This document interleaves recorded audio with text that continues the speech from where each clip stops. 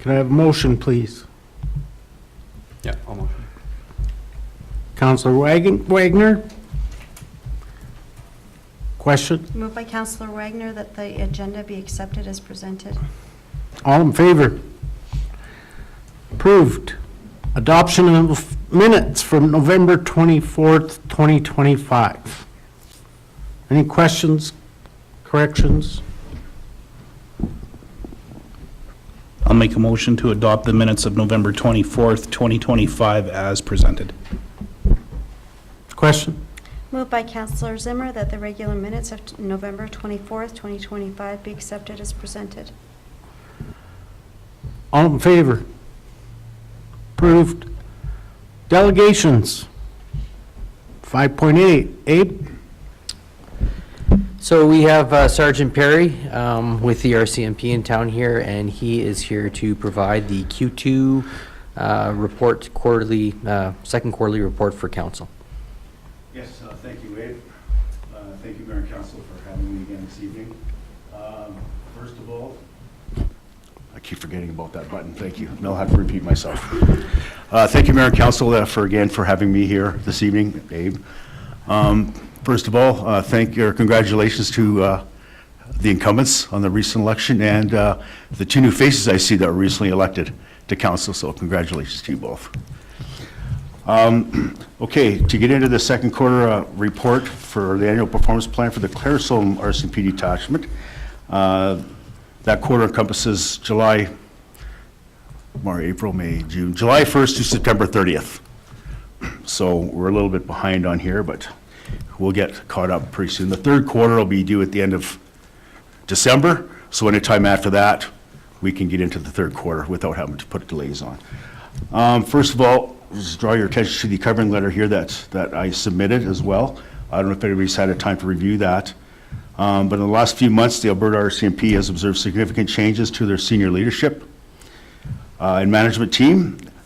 And in addition to our new commanding officer, Trevor Durrell, they have a new criminal operations officer who's Assistant Commissioner Wayne Nichols, and he got promoted. He was a South District officer for the South District of Alberta for a number of years. So he's successful in a promotion to be the crops officer for the entire province of Alberta. There is a new district officer who just got named. I can't remember where he's coming from, but he'll be assuming Wayne's position here in Airdrie coming up shortly. And Rick Janney currently is acting in that position. So he's a superintendent. If anybody's had a chance to meet Rick Janney or not, I'm not too sure. Great guy. Since entering his new role, the commanding officer, that's Trevor Durrell, and other members of the senior management team have been taking time to meet with community and elected officials throughout the province. This obviously will take some time. The team is also looking forward to meeting with representatives from several communities during the upcoming meetings at the Alberta Municipalities and Rural Municipalities of Alberta Convention this November. Well, that's already come and gone. Deputy Commissioner Durrell is focused on prioritizing meeting opportunities between the senior management team and all communities that we serve. These meetings serve as an opportunity to further strengthen our relationship and allow us the chance to listen to the needs and concerns of the communities or our communities. And it goes on, if you're interested in meeting with any member of the senior management team, do not hesitate to reach out. You can reach out to myself and we can have somebody come down and have a chat if you'd like. So that door is always open as well as mine. So, any questions on that at all? Does council want to meet with the new upper management? Yeah, the senior executive or senior management out of Airdrie. Yeah, that's where they are. Yeah, I think that would be a good idea. Sounds like everybody's in favor of that. When does he start? Or has he already started? I would have to get a hold of them, and I can do that tomorrow. I'll just make a note here, and we'll find out what their availability is, and then I'll convey that through Abe, I guess, and then he can relay the rest of it to you, that some dates will be available for them, and if they coincide with your availability, then we can definitely make that work. Also, let me know if there's any specific topics you want to discuss. You can, again, do that through Abe, or just if it has to be an open council, and let me know as well, so I can kind of give them a heads up, because senior management doesn't like to be caught without being prepared. in a lot of cases, but yeah, Perfect, we'll do that. okay. Sorry, just making a note so I don't forget.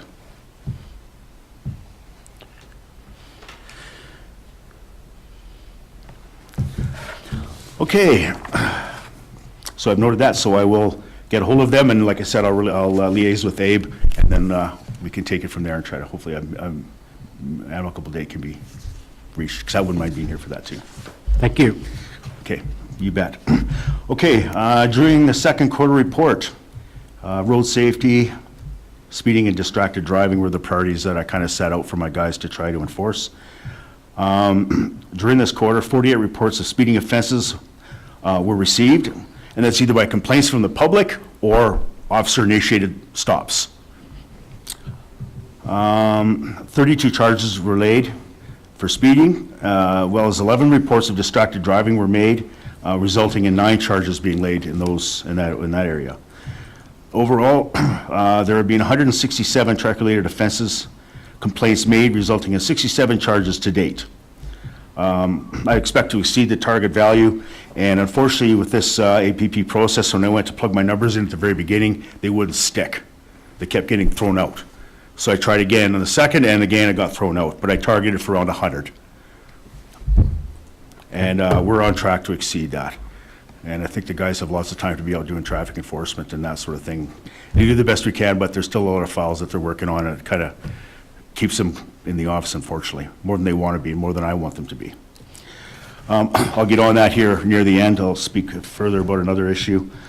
Crime reduction, and again, we're focusing on property crime offenders.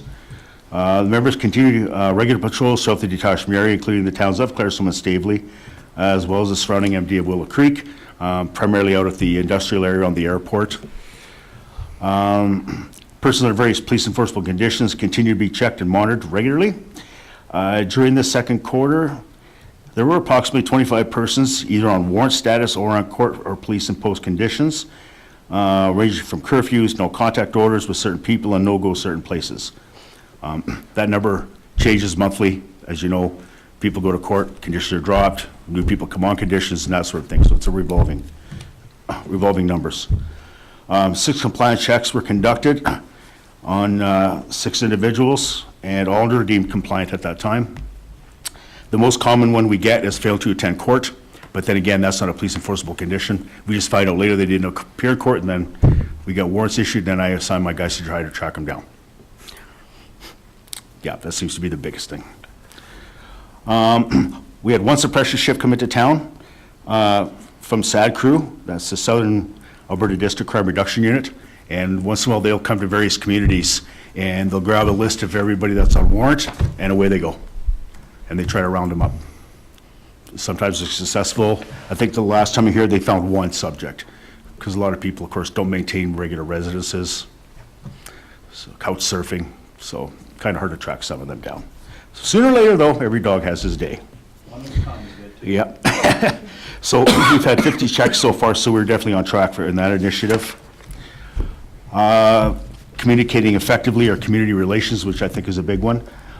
During this quarter, 10 various media releases, public advisories were completed and sent to the local media. These primarily focused on current or recent crime trends, as well as safety tips for various summer activities, and also coming up to fall and winter. I keep submitting the regular monthly policing reports in order to keep the community somewhat informed of what we're doing. I don't break down a lot of the stats, I just show the numbers of what they are, and certain numbers are behind them is a very lengthy investigation, some of them are very, very brief. So, I've also so far attended, well, this will be the 4th council meeting this period, as well as the World Crime Watch meeting they had at the MD of Willow Creek there, I believe it was back in August or September.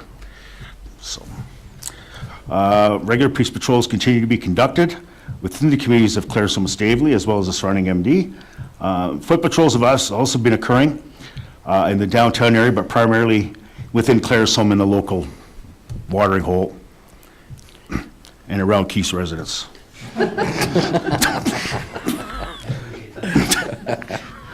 So again, we're on target for 50 that I that I proposed on our initiative to continue with public engagement and just being out and about and showing ourselves. The other priority was drug enforcement. However, during this quarter, there's been no Controlled Substances or Controlled Drugs and Substances Act related incidences reported to us. And I've told other councils, this is also a kind of an intelligence-driven thing where we need the intelligence from people to tell us what's going on, because all this stuff is happening behind closed doors. Unless we get so lucky as to come across a vehicle and hit the jackpot, which is rare in this community. I mean, drugs is a problem in every community, unfortunately, but I don't find it such a plague, if I can say, for Claresholm. In the whole area, we've never had one drug overdose that I'm aware of. So to me, that says, you know, either people got their heads screwed on right, or we just haven't had one for whatever reason. So I think it's, and I don't recall anybody have to administer Narcan either, that I'm aware of. So we don't have that negative trend like a lot of other bigger communities and bigger centers, even some smaller ones might have. So I think we've been fortunate in that area, and I hope it stays that way. Like I said, illegal substances continue to bane on society, pretty much with every community. However, we've been fortunate in this area that have had no reports of any overdoses or significant drug activity. So that's pretty much that. Any questions on that part of the report at all? Yep. Yep.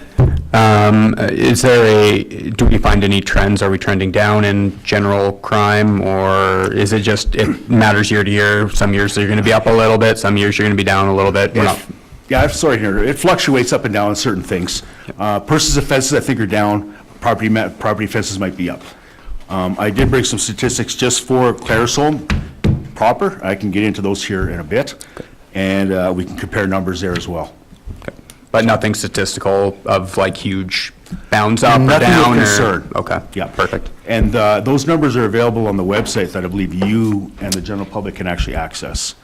If they go into the RCMP website, you can find Claresholm, and you can actually get in there and see the crime trends and stats over the last number of years. Yep. Are we good? Questions? Discussion? Okay, thank you. Getting into our positions and resources, we have 7 members allocated to Claresholm, as you may know. Currently, we have 5 members working in uniform. The 5th one just came back off a 9-month pat leave in September, so that was almost near the end of this APP period. Before that, we were down to 2 constables and then 1 corporal. And myself. So we have 2 soft vacancies. We have 2 members on long-term ODS. Information has it that the 1 member might be officially done, I believe, or resigned by February 2nd, which will then vacate one of those 2 soft vacancy positions, at which time the division will advertise around looking for a lateral opportunity for members to come and fill that position. So we really have to try to sell Claresholm. And I don't think we'll have a problem because it's a great community. So other than that, yeah, so with one body coming back, being the member who's on pad leave, made a huge, huge difference in our ability to have a proper shift schedule. Imagine 1 more or even 2. We'd really be sitting pretty, and these initiative numbers here would be going through the roof. So it's just a matter of waiting for that. Where does the detachment support come from exactly? I'm sorry? Where does the detachment support come from? Support, like our PSEs? Yeah. Our staff? Well, the detachment support here, it says 2 established positions. Oh, yeah, we have 3 support personnel, the 3 girls. 1 is full-time, Monday to Friday, and the other 2 job share.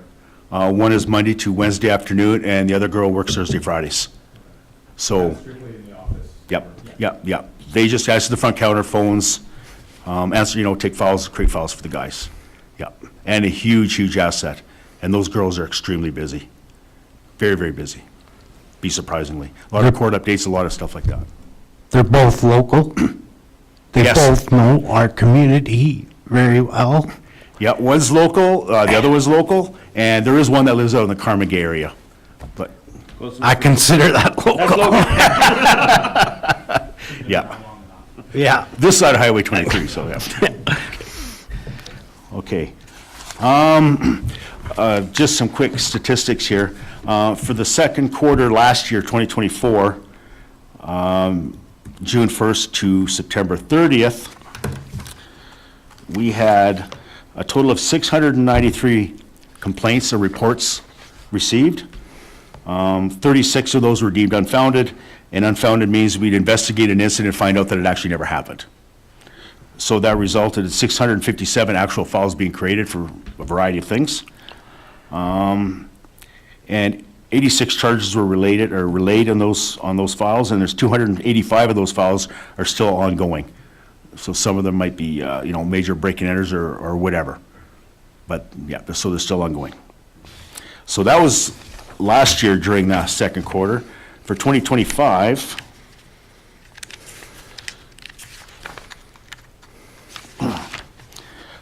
okay, so we're going in the right trend. We had 499 files created, as opposed to 693.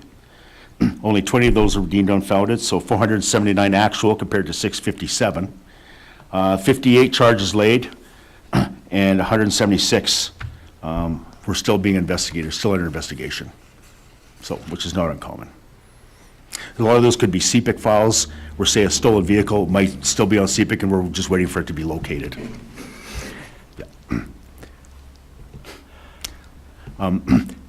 Anything in particular that I could try to break down in those two areas, or those two reports, whether it be property, assaults, or anything along those lines? I believe the new member was concerned about certain issues or certain crime trends as far as assaults go or property crimes. Yeah, just looking at if there were trends, but these graphs obviously show everything that I was asking. Pretty much breaks it down. Yeah. Yeah. So overall, I think for Claresholm, I think we're doing very well. We don't have the problems that a lot of the other communities do. I won't name them, but I think we know where they are. But we've been fortunate. A lot of negativity, of course, on social media about us, but then those people aren't educated enough to really know what we're doing. I'll just come out and say it. I don't know if you've seen it or not, but yeah. Know the facts first before you start saying something.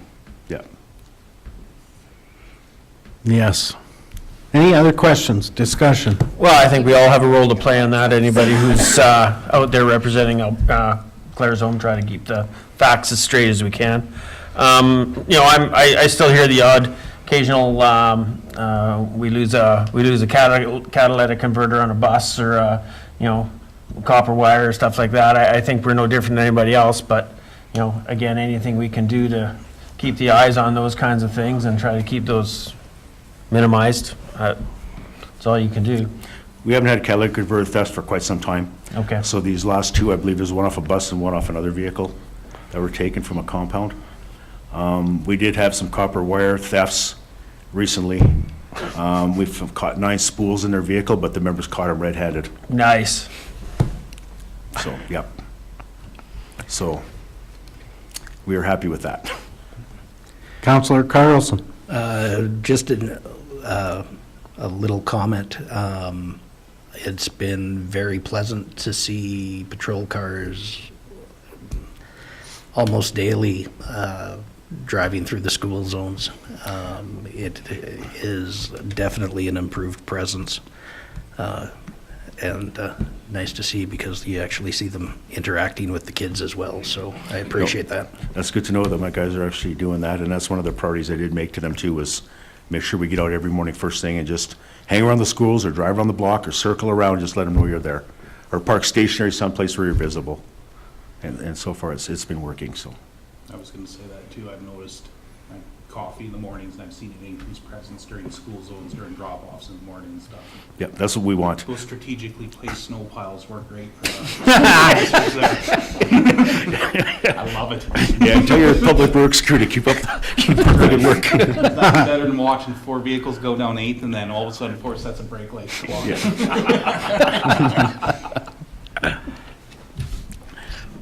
Perfect. Any other questions? Thank Thank you very much. Okay, thank you again for your time. Thank you. Good job. Thank you, appreciate that.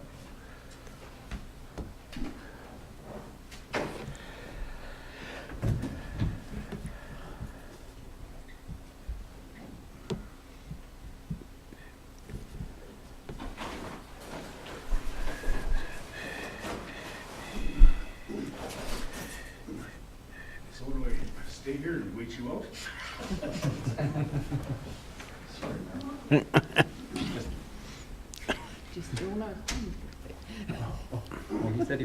Thank you.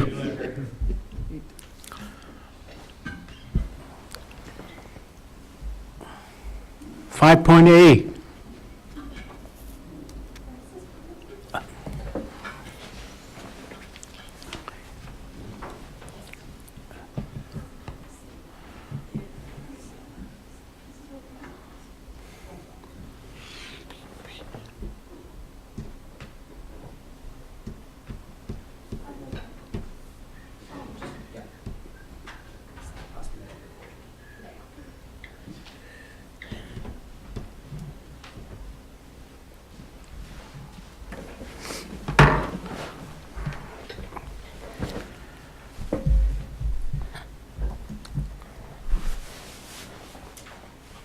Second delegation, 5.B. Abe? So we have Anna Look with Look Ahead Consulting, Economic Development, worked with her this summer with some consulting and tourism-related consulting. And Megan McClung, our engagement coordinator, is here as well. So I'll just turn it over to them. Good. All right, we're back again. So I'm going to start with the 2025 tourism update of some of the things that we implemented since June, since we met with Anna. Some things that are new with some stats so you guys kind of know how the summer went. So this was the first year that we did markets in the park on Tuesdays. The stats for that is that we ended up hosting 13 markets in the park through the season. Started at the end of May and ran to the end of August. With that, we partnered with 4 local businesses who came forward, 5 community service groups, including Claresholm Fire Department, Chamber, Connects, Such Drama, and the library, who came forward and said we'd like to contribute. Some of the things that they did was things like hosting open mics, barbecues, water fights, free lemonade. This created a really strong family-friendly atmosphere to bring people in additionally to the markets itself to help generate that, like, what's happening on a Tuesday? It was more of a bigger audience that people came until it kicked in and was like, wow, every Tuesday we're having this? So that was really exciting to see such community support with this. This generated a cost of $4,315 in revenue just for 13 markets. It did quite well.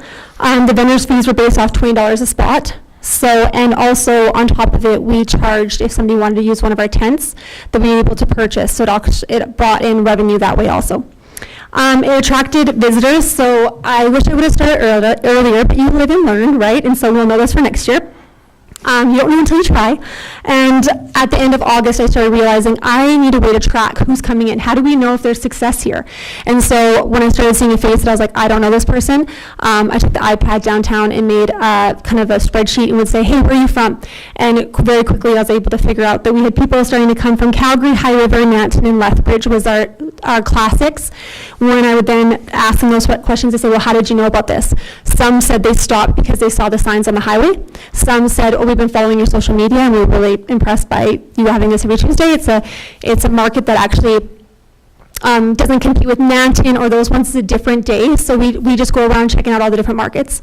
So it demonstrated a lot of regional growth and awareness for Claresholm and a strong potential to expand that tourism incentive in 2026. I'm really looking forward to hopefully having your support and doing it again. It was a great revenue opportunity, but it was honestly just a really great way to have something every Tuesday for people to go down and experience. When we ended in August, we had a lot of backlash because people felt we should have gone all the way through September. They were really sad to see it end. Our fair days and Canada Day markets. So our Tuesdays in the park, our amount that we got the most for was our high of 30 vendors is what we had. With those vendors, we had some from Crow's Nest Past, some from Sparwood. We had one from Calgary that was pretty regular was coming. And we actually ended up having one from Vernon, BC. They came and camped here and they saw the market on social media and they're like, hey, we have our stuff, can we come? You betcha, come and bring your stuff down. Canada and Fair Days exceeded 55 vendors with our Fair Days market hitting 60 vendors on the street. So I already have emails that coming in saying, let us know about your Fair Days market. Same with Winter Festival. Those are two very strong markets that we just get emails all the way through the year being like, please let us know when it comes. So these are large events that if they continue to position Claresholm in a strong regional market and an event hub that people are starting to realize, wait, Claresholm is an event place. We want to be there because they're doing great things. The other thing we did was the museum gift shop expansion. We partnered with the museum board to expand the gift shop. That was really exciting to see. We added town branding clothes and also we sold those at the Tuesdays in the markets when available. We didn't have a staff that was available often from the museum, but I would get them to bring it down and I'd set the table. And that really drew people being like, where is this sold? Actually, the museum, go head down, there's a gift shop there. It's been there for a while, but it's just expanded, go check it out. And so that really drew people down to the museum. We introduced old-fashioned candy section that increased foot traffic, and Jordan and me have talked about it in kind of impulse spending because kids would head down there and get some treats and stuff like that, which was really good to see. So the gift sales amount this year for May to the end of August was $6,831.41 is what the gift shop revenue. The expenses were a little bit higher, but taken to granted, this is the first year that we had to buy things like clothing racks and like hangers, containers. Like there was a lot that went in because it was opening up a bigger section of the store. These are things we will not need to be purchased next year because they're already been bought. Plus a lot of the clothes and stuff that was already bought, we do have some left over. So the expenses were a little bit higher, but granted that happens when you're opening up any kind of new business until you start doing it. $5,114.28, but that is still a profit and actually a very good profit considering what they made last year. So saying that also though, I think it speaks for itself just knowing that we had to do 5 bulk orders in a 4-month period. So we put a lot of money into like getting the product, the clothing, and that opening weekend almost sold out the bulk clothing. So we had to put another order in 5 times. Jordan then also put an order in for museum like keychains and stuff because they actually sold out of those too. So I think that in itself just speaks a lot about the turnover of how much people were utilizing it. The next thing that we organized this year was the Stay and Play Tourism Incentive Program, which we did a pilot project last year with it, very small scale. This year we went with the website and everything to do it. So this is really exciting. I am really passionate about this one, but we printed 900 passports and placed them in places like the museum, local restaurants, and the campground. All 900 passports were distributed and I only got back 80. So that's how much we know were given out.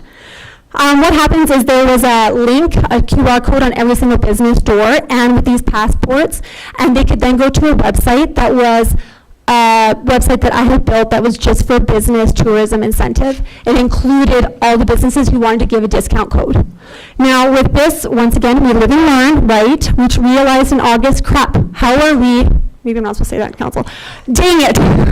How are we supposed to document this? How are we supposed to measure how we're growing? So Jason and I realized really quickly we needed to figure out a way on the website that we could track this. So as of August 1st, we started using promo codes. So when the people would come into the campground, use their promo code for them to get a discount for staying because they were like, hey, I saw this somewhere and I'm coming to stay in Claresholm. They then could then go and get a 2-for-1 golf pass if they stayed at the campground. We need a way to track to see who's coming from out of town to actually take a part in this. So as of August 1st, we missed the first 2 months, but we will have it next year because we figured this out. I don't think there's anything wrong with it. You try it, you figure it out, and you do better the next time. So that promo code just at the campground was used 23 times as of August 1st, which I think is actually really great for a new program to roll out because it takes 2 to 3 months for anyone to even get the knowledge out that this is something, and then the snowball effect happens, and at the end you start to see actual payback. And so for a month and a half to have 23 bookings at the campground and then go over and use the golf course is a great number. Our RICS website is the way that we use our tourism website. This also can track for us. So that tourism website, the QR code from May to October had 591 clicks, meaning it was probably used in our business downtown 591 times. That's an amazing amount of times. It was used locally, and those people are not locals. They're not allowed to use it if they're local. These are people that are coming into our community, going to the museum, staying at the campground, staying for events, coming into town. So 591 times. The highest traffic obviously occurred in August through October when the word of mouth was really getting out, people were realizing.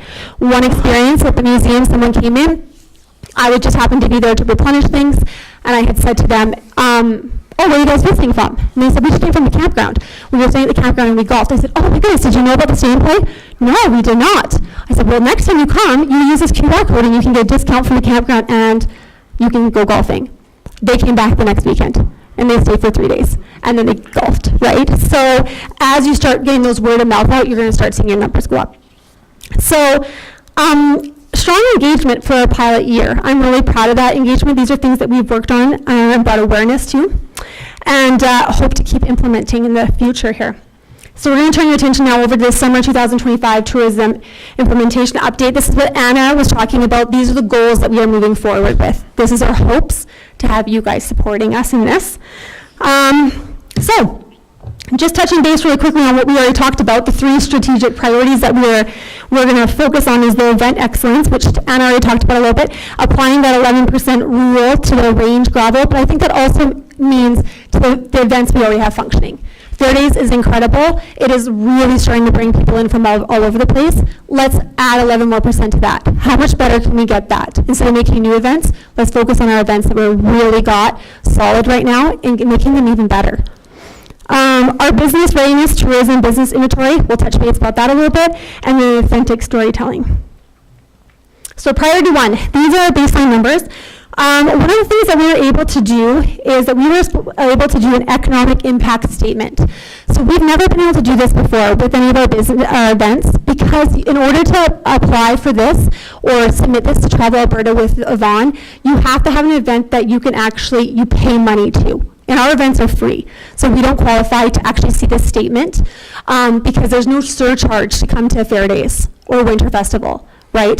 But there is a charge to come to the range because you pay to be a part of it. So with that, they were then able to, in their registration form, ask questions like, where are you staying? Where are you staying in a hotel? Are you staying at the campground? Just questions that we were then able to take from them, reach out to Yvonne, and between the 3 of us, we were able to put it all into the system to come up with this impact statement. Now, I don't know a ton about this, so I'm not going to pretend that I do. I'm actually going to turn the time over to Anna really quickly. She's going to explain how these numbers come before I tell you the numbers, because you're going to look at the numbers and be like, what? We actually brought that much in Claresholm for that weekend. I hope it proves to you guys how big of an impact this very event could really blow up for Claresholm, because it is incredible what it could actually do for us, and the numbers prove it. But I'm going to let her explain how that works. How do I get you back on the screen, Anna? Do I have to X out of here? Or her voice. Okay, Anna, take it away. I think I'm back on here.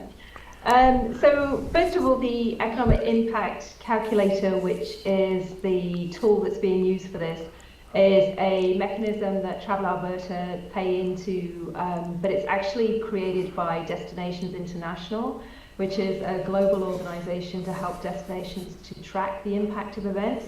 So this is a tool that a lot of established destination marketing organizations have as their tracking system. So we used to use it at Explore Edmonton. It would be embedded into our customer relationship management program. But Travel Alberta invested in one of these specifically for the province so that areas that didn't want to have to pay an annual fee just to calculate maybe 1 or 2 events a year would be able to have access to it. So that's the first piece that's important to know. When it is set up for each particular destination that become a user, the algorithms in the back end are completely tailored to your region or your, in our case, the province, where all the tax details, all the pieces that go behind this algorithm, all the calculations, are based on specifics for Alberta and where we are. So there's a lot to this. It was actually produced and created by Oxford Economics out of the UK, who are specialists in measuring all sorts of things, but tourism is one of the areas that they are specialising in. And this has been around for about 8 years now, but this, as Megan correctly said, it has to be a ticketed event. It has to be a piece that generates income before Travel Alberta will put a calculation through. So what it takes is very basic information that we would have to have from an event organizer, and obviously this is on a trust basis. There's no way that you're going to be able to tell for sure what those registration numbers were, but I believe that the event organizer is actually very pleased that we have this mechanism to be able to look at their event.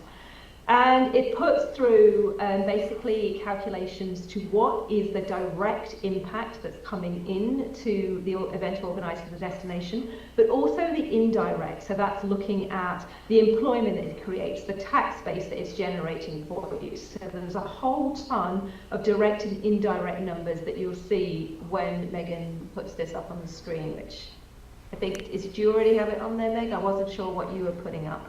I do now. Because I don't see that part. I do now. All right, if you have anything to add to it, Anna, as I'm going through it, because she understands this a lot more than I understand it, and I had to do a lot of research on how to figure out how to explain this to you guys. So indirect business sales in Claresholm over that day, $210,508. So like she said, I had to go on and be like, okay, indirect spending. I'm going to even tell you definitions here, people, in case you're like me and you're like, what does this mean? When businesses take the money they earn and spend it over things like ordering supplies, paying local vendors, hiring staff.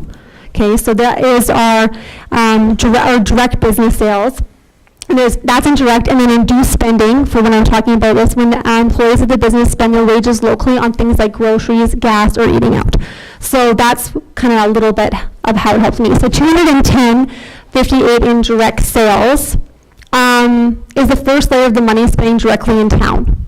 And then, so we have the 308, 950 total economic impact, indirect, including indirect and induced spending. And then 122 jobs supported directly in that weekend, and 1,109 in total local tax revenue granted. And that's the amount of money the town collects in taxes from all the economic activity. Visitor metrics, this is the easy one that we were actually able to kind of figure out because it actually said in the registration form, so we actually could document this. So 378 overnight attendees staying in Claresholm. Yes, some of it we know directly how much was in a hotel. We also know how much was at the campground. So 263 day attendees, 425 room night demand. That might be demand, but I actually messaged him off of the registration form to say, can you confirm that? I can't imagine we had 425 rooms. I don't know if we have that in Claresholm. That was the demand of what they would have needed, he said. But they worked with us at the campground also.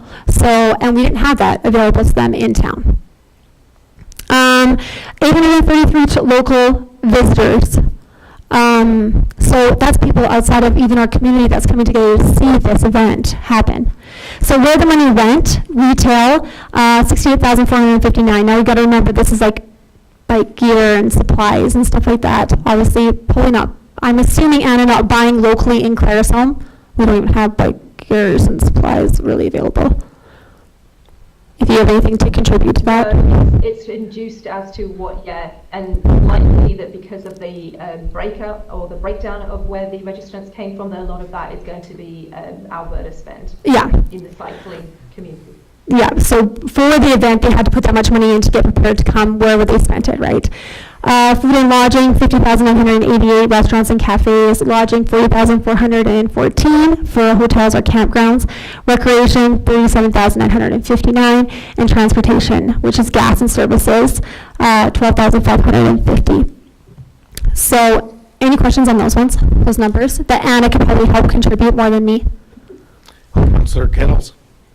Those are significant numbers, and I think this provides a great baseline. My question is, are we going to be able to next year have similar metrics and be able to track this from year to year to year? So the so-called 11%. Mm-hmm. I think it's pretty amazing when we have a conversation with the Trans Rockies, the new event management that's running. When I messaged him and said, do you want to do this economic impact statement? I was a little bit like, crap, are we going to be able to get the information from you? He sent it to me in like 10 minutes. He's like, here you go. Because they're doing their own. Because they want to know if it's worth coming to Claresholm.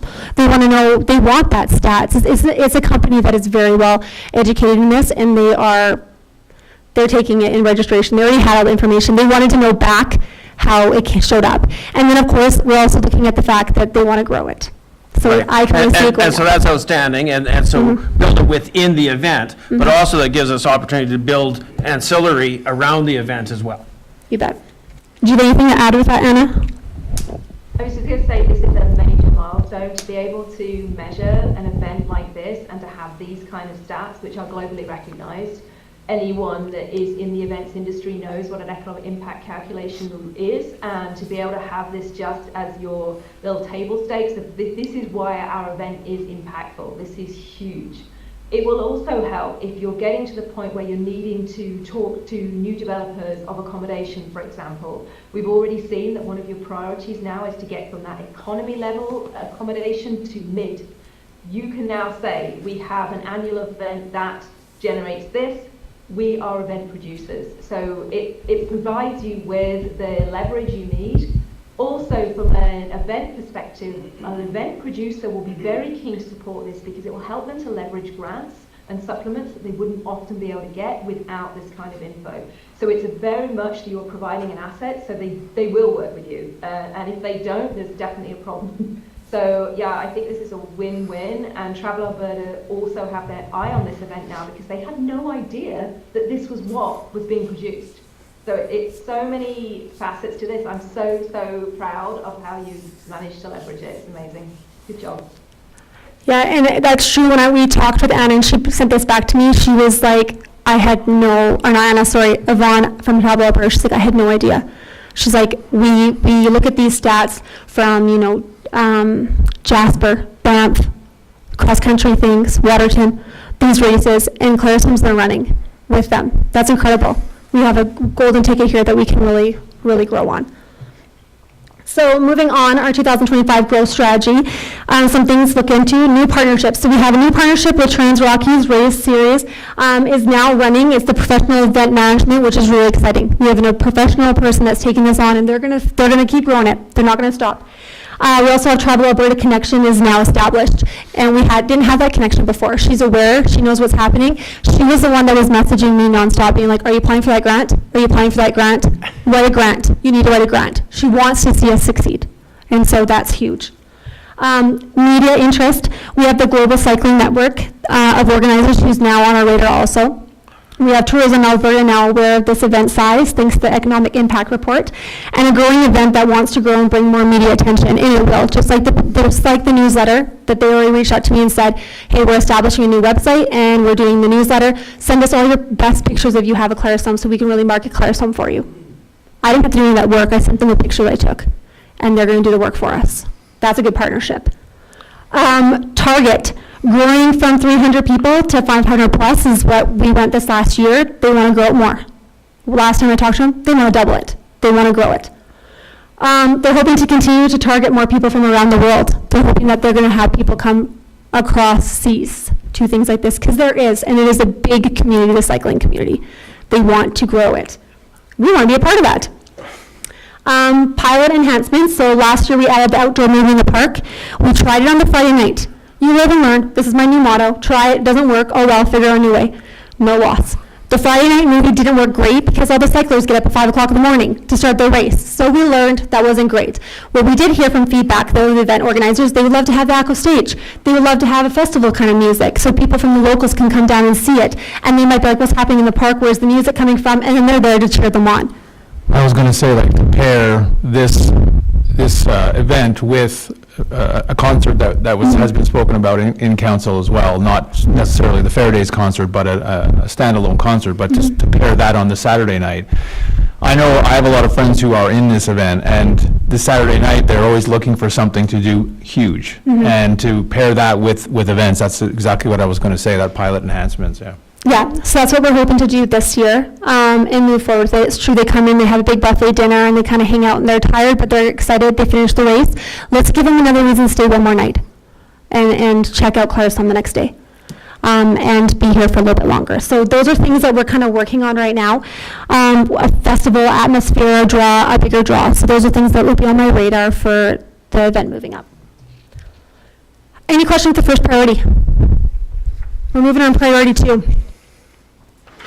Okay, so priority 2, business inventory progress. So you guys already kind of know that I do quarterly visits. I go to all the businesses that I can get to. I do a newsletter, and I go and visit as many businesses in person, because an email does nothing. Your face to them builds trust, and they're open to tell you what they want. And so I go and talk to them, and I say, what's going on for you, where are you at, and what needs to be done. And it's revealed a couple things that are really interesting. This is an area that we're going to really team up with the chamber, hopefully, and get a little bit more engagement with them helping me. But visits showed us that 80% of the businesses have no activity on social media, that they don't even have a social media presence, and that there's a whole bunch that do but don't post. Only 1 to 2 businesses use external digital marketing support, hired out support. And the common barrier is we don't need to be busier. Now, think of it this way. We have a professional downtown. So I can tell you, the dentist doesn't want to be much busier because he's having a hard time keeping up. The hairdressers don't want to be much more busier because they're having a hard time keeping up. The lawyers. I'm asking businesses, but they're professional businesses, right? And so it might not be about, okay, post on social media so that you can be busier. It's post on social media so that your posts are going online, so our Google searches show that we have a business in town. If you don't post on social media, you're not even putting our business into the web to be searched by AI. So just like Anna talked about, I'm starting to get a little higher pitched. This is where my passion lies. But it's starting to realize we're not even on the map if you are not posting on social media. So don't look at it as a business incentive. Look at it as you're contributing to Claresholm by posting.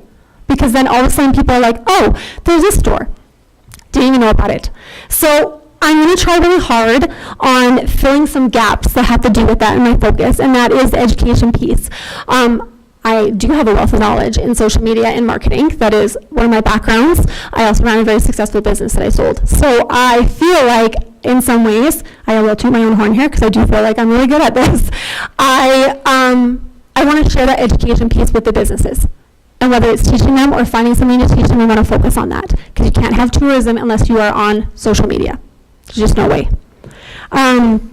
The missing gaps are, obviously we're missing gift shops, we're missing a bakery, we're missing boutiques, we're missing those shops that are not professional. But we have a great opportunity in our food and beverage. We have amazing restaurants in town, and we have lots of different diverse restaurants, as you heard from the person that she interviewed. And so we have made a couple of videos that have gone on, and we are focusing our efforts on what we do have. Because I can't force businesses to come in, I'm trying. But I can't force it, but we can focus on what we do have. And so I'm working with those businesses pretty heavily right now with their social media presence. So 2026 focus is going to be getting them on social media and partnering with the chamber to see if I can get them helping me with this rollout. Priority 3, storytelling collection. So this is where we are telling those whys and making people's heartstrings just kind of flutter a little bit, because when you love something and you watch on social media, you get a trust, and you also feel like you're connected to them. And oddly, you feel like you can't drive through town because you saw this really cool video about Home Hardware and how old it is, and all of a sudden you need to go at Home Hardware, even though all the Home Hardwares are the same, because you drew a connection to it through storytelling. And so that is what we're working on right now. So some of the content we've captured is the businesses that Anna talked about. We have done them with Home Hardware, we've done them with Soup Bowl, the things that really set us apart that's different. And it was really fun to sit with Cody and say, tell me some of the stories. He showed me old photos from when they owned it, like years ago when he was a kid in 12. He showed me the old location. He just beamed. He got excited to share his story of why Claresholm is still here and it is family owned. And we're going to share that so people watch it and go, that's a really cool Home Hardware. I got to go check that out. Same with the Soup Bowl and the passion that's there. So I've been working on that this last couple of months, and I'll continue working it in 2026. We have about 50 visitor testimonials recorded right now, where I just took little things at Fair Days and said, hey, why do you love Claresholm? What do you love about Fair Days? And people will say, I love this about Fair Days. We'll start sharing that in 2026, so people are like seeing all the people talking about it. We just did the HGT feature segment for the hometown takeover. It hasn't been shown yet. The video is done. It's been submitted. It's a really great video. It'll pull at your heartstrings. I don't know if we're going to get it, but I think it really speaks to our community, and it's pretty fantastic. I might have shed a tear watching it. And then we also have locals, testimonials. I've gone around and asked locals, a lot of them that recently moved here, why did you move here? And it's infectious. You watch it and they're just like, we love Claresholm, and you can feel it. So we're gonna start sharing those on all our social medias so that it really pulls up the story of why Claresholm. This is why. This is why you wanna come here, because these people are telling you. All right, this is really exciting, guys. Are you ready? Any questions? No? Okay. So, the problems we can't control. So, one thing that we're finding is we want to address the rental space barrier really quickly here. So, okay. So, the private property owners set rental rates and conditions, and we can't control that. We can't control that. We cannot control what people pay for or choose to spend for rent. We can't control those things. Frankly, it gets really hard because people do something about that. I like to beg to say that I'm kind of tired of hearing these are things we can't control, so let's figure out something we can control.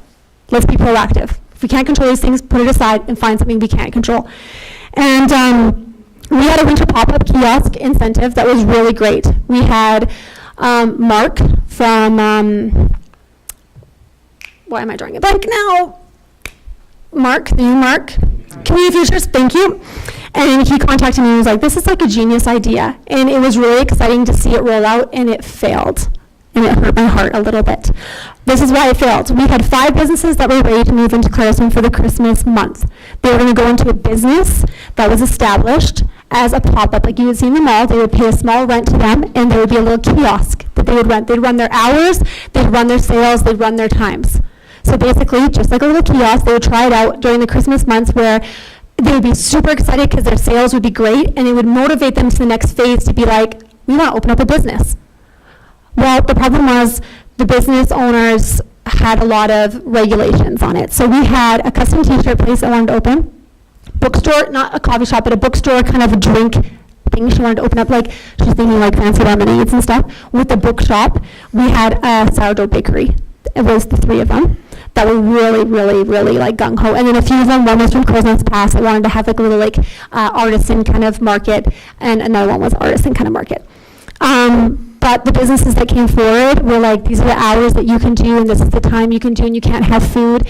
And it ended up just failing. And it was sad to see. And I realized I can't control these businesses. I can't control this situation. What we can control, though, the solution we can control is a proposed tiny house pop-up village. Let me tell you about it. So the concept is 4 to 5 sheds or canopies in a tiny house in a downtown. We have different locations that can go in. It would run May to October with seasonal rentals. So to be our tourism time, our busiest tourist time, that we would have people that could come forward, put their application forward and say, I'd like to rent one of these businesses for this season, and this is my proposed, what I would like it to go into, for $400 or $500 a month. It's town-owned, and there is funding. This is one of those Travel Alberta funding opportunities, is Travel Alberta Infrastructure Grant application. It was the one that was used for the silos out in Pincher Creek, where they built 2, and Travel Alberta built 3. They paid for 3. So this is a very good grant, and this fits completely to a T of what we would apply for. Why it works? Well, it's a proven model. I can tell you that personally because I did it. That is my tiny house. That is what I ran my business out for 2 years. I know exactly how much it cost. I know exactly how that works. Not only did it bring people to my business because it was a cool experience and they would drive just to see this tiny little shed, it also worked for me to start until I got to the place where I outgrew it and then I moved downtown into a business. That's what we want. That's how we bring businesses in. It's an incubator. We also know it works because we have the Bright Spot, which is done in Barnwell right now. They have 2 of them in Barnwell running right now in the seasonal months. They do the exact same thing. So why it works is because it allows us to have the gift shops, the things that we don't have downtown right now. That brings a draw. No private landlord barriers, and it is a very unique tourism draw. No small town has this when I searched it up. None. No small town has a tiny downtown village of 3 or 4 businesses that are seasonal. That is the thing that can bring people to Claresholm as a tourism draw that we've been talking about, and it is very affordable and it is very doable. And it moves us to immediate action. We can kind of move forward with it and not, have to wait. Be like, well, when the next business opens up, we can probably get a bakery in there. Right? It's something that we can control. So, moving on. Partnerships, just really quickly, we have a collaboration with street beautification, flower pot example, where the flower pots were done this year with the chamber. We have economic development community participation, which we are still working on, and we have a great group there. Claresholm Museum and the board and staff are very much in partnership with ideas and stuff. They're great. The business community, I feel like I have a really good rapport with the business community and their trust. And a lot of times when I go and say, hey, let's work on this, they're usually very welcoming to like the idea. And then we have Travel Alberta, which is our secret sauce right now, that they are like, let's make something happen in Claresholm. Let's do this. So, saying that, what do we need from you guys? I'm not going to leave you without you signing your life away. No, I'm just joking. But we do ask for a couple of things. Me and Anna thought about it, and we would like to see speed to action. So sometimes like these Travel Alberta funding windows are narrow, grants are narrow, and decisions need to be made quickly. So just keep in mind when those things happen. Permission to take smart risks. Tourism development requires testing new approaches. You don't know until you try. You do not know until you try. Actually, if you don't try, you fail. That's what it comes down to. So we're asking that everything, okay, this is a big ask. We're asking for support in things that we do come up with that is not crazy. I'm not going to put you guys through the ringer. But a tiny house village is a low risk and a high reward thing. The tiny house for me, just for you to have an idea, all said and done, moved in, the shell plus everything done on the inside was $14,000 for one building. That's really not that expensive for a business to go in, especially if we can get grant funding. And we don't need it that big. That shed outside in that parking lot is the same company. You can get a little bigger than that. It doesn't need to be a big full house. It actually want it to be smaller than the one that I have. And the last one is, we just want to make sure that you can help support us in continued implementation of 2026 and 2027, and ensure that the appropriate partnerships still happen with like the chamber and the things that we need. Bring those informations to us. If you're like, hey, this is a great thing, let's have a really good communication between all of us so we can help each other with this. And then maintaining focus on food and beverage and the storytelling strengths. If you hear something that needs to be told, let me know so we can work together to do that. So the bottom line is we're not asking for big new problems. We're asking you to let us scale what's working and fix the barriers that we can't control and start to put into place things that we can control. And one of those things will start with our tourism, just like the thing that Anna said. It starts with tourism, so we make a place where people want to live to bring into the economy more things, and it just is this big circle. And so we're really excited to move forward with this tourism. We hope you guys have your support, and I hope this gave you a little bit of information and excitement under your, it makes me excited, so I hope you feel my excitement, and I hope you feel excited about it too. Any questions? Yes. So maybe I'm just not understanding with the tiny village, but like, let's say, like a bakery wanted to go in there, would we supply like stuff to make bread and all that, or is it like they bring basically everything in, we're just supplying the building? It's just the building shell. Okay. So what it would be, the power would go to it. A bakery probably couldn't even run out of there as a bakery, but it would be somewhere that they would bake from home and then bring there. All of their stuff there. All their stuff there. So it would be something like the Barnwell one is an ice cream shop. Right now where we have ice cream shops, we could kind of vet what we would want to go in there, to be honest. But it's also a soda shop. There's one that is like a fun one of those soda shops that everyone has with the flavored sodas and stuff like that. So, no, they bring it in. They're just renting the shell as a business. They put their sign up there, they run it their hours, just like they would any other business in town. And the hope is that they would succeed and then Wanna open up a grow full-time that business. and be able to open a business Yeah. in a full commercial size building. Correct. Okay. Correct. And also the hope also is that it just is something different. That's the draw for summer. Right. People are like, did you know that Claresholm has this really cool little tiny shop? Right? When I went down to Waco, Texas, that's where the silos are, like Magnolias. That's what they run all their strip mall in. It's all these little tiny houses all the way down. It is the coolest experience. They change them out every 6 months with new vendors. And it is so cool. It is aesthetically so pleasing that you go into every store and feel like you have to buy $100 worth of stuff because it's just such a cool experience. And so it's just, that would be a highlight of what Claresholm has that no one else has. Any other questions or comments? More of a comment. The term "take smart risks," I can't express how much I love that. Okay, good. It is, I mean, through the Economic Development Committee and pushing for economic development, how long I've been on those boards going, we have to be able to, as a community and a board, be willing to show that we're willing to take smart risks ourselves and to actually have an initiative where we can show this on a small scale and hopefully build from that. Yeah, your presentation blew me away today. I appreciate that. Thank you. Thank you. Do you have any ideas already about where this would be and where the building would take place? And Well, we have 3 locations. I mean, this would have to go into like deeper conversations with things. I don't know, honestly. All I know is that like, well, we have Amundsen, which would be a little bit tricky. We also have the downtown parking lot, that middle section there. We also have parking lot by the museum that's on the highway there that I think is partially owned. I don't know. That would be the next phase of figuring out those things, right? So I guess it depends on what your goals of it being seen and stuff, like where you would think. Do we want to take the draw to the downtown core? It would should go in the downtown then, right? And did you have a guess of the number of like how much it would cost for a single one? I just went based off of what mine cost. Okay. But mine is large. Like it has a loft and it is large. It was large. Something similar to that is what they're mostly looking at. It's just a small taste of a business, a glorified pop-up. So a little bigger than that. I can't say. Any, like, do you have a guess? Well, it was 14,000 for mine. Big one, yeah. For a but- big one, and that's with the drywall, electricity, all put, everything put done on the inside. That's all electrical, flooring, everything that is needed. Better, double pane windows so that there's no theft, like that kind of stuff was what mine was. Yeah. But I mean, this is the first phase of me telling you about this, and now I'm going to move forward with like trying to figure out the cost and the grant and how we could apply for things like this. The one thing I will say about the grant though, sorry you guys, I am eating up so much time, I was supposed to have 20 minutes. But I'm really passionate about this, so I'm just,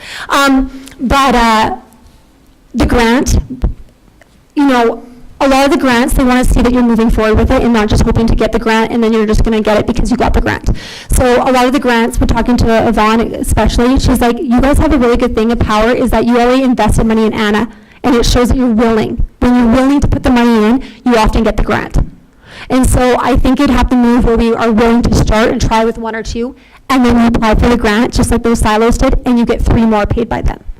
You don't go to them and say, we want to have this and we haven't started it. But if we get it, we'll do it. You show them that you want it really badly by starting the project, and then you apply for the grant for them to fund the rest. Right? Yvonne told me that. I don't know how many times I see her at events all over southern Alberta. She told me, you need to invest in order to get our attention. You need to invest in your community. Mm-hmm. And that's when I got looking and found Anna. Yeah. And And she is our key now, because Yes. when we talked about how we wanted to apply for the other grant, she said, make sure you write in that grant that you have Anna and you paid out of pocket for it, because it shows that there is already an investment made to make Claresholm better. Yeah. that's the same goes for our community. You have to show people you are willing to invest in your community in order for people to invest in your community.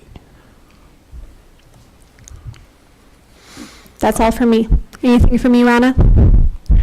No, just want to say you are an asset to this town with your skill set that is a rarity, and that you, just keep going with your vision because this is important and tourism is going to pay you back, believe me. 12% increase across Alberta and we outrun every other province in this country. Tourism is on the rise, I can tell you that for sure. Thank you. And thank you for bearing with me longer than 20 minutes. I'll come anytime you want me to, because I really like talking about this stuff. Thank you, Megan.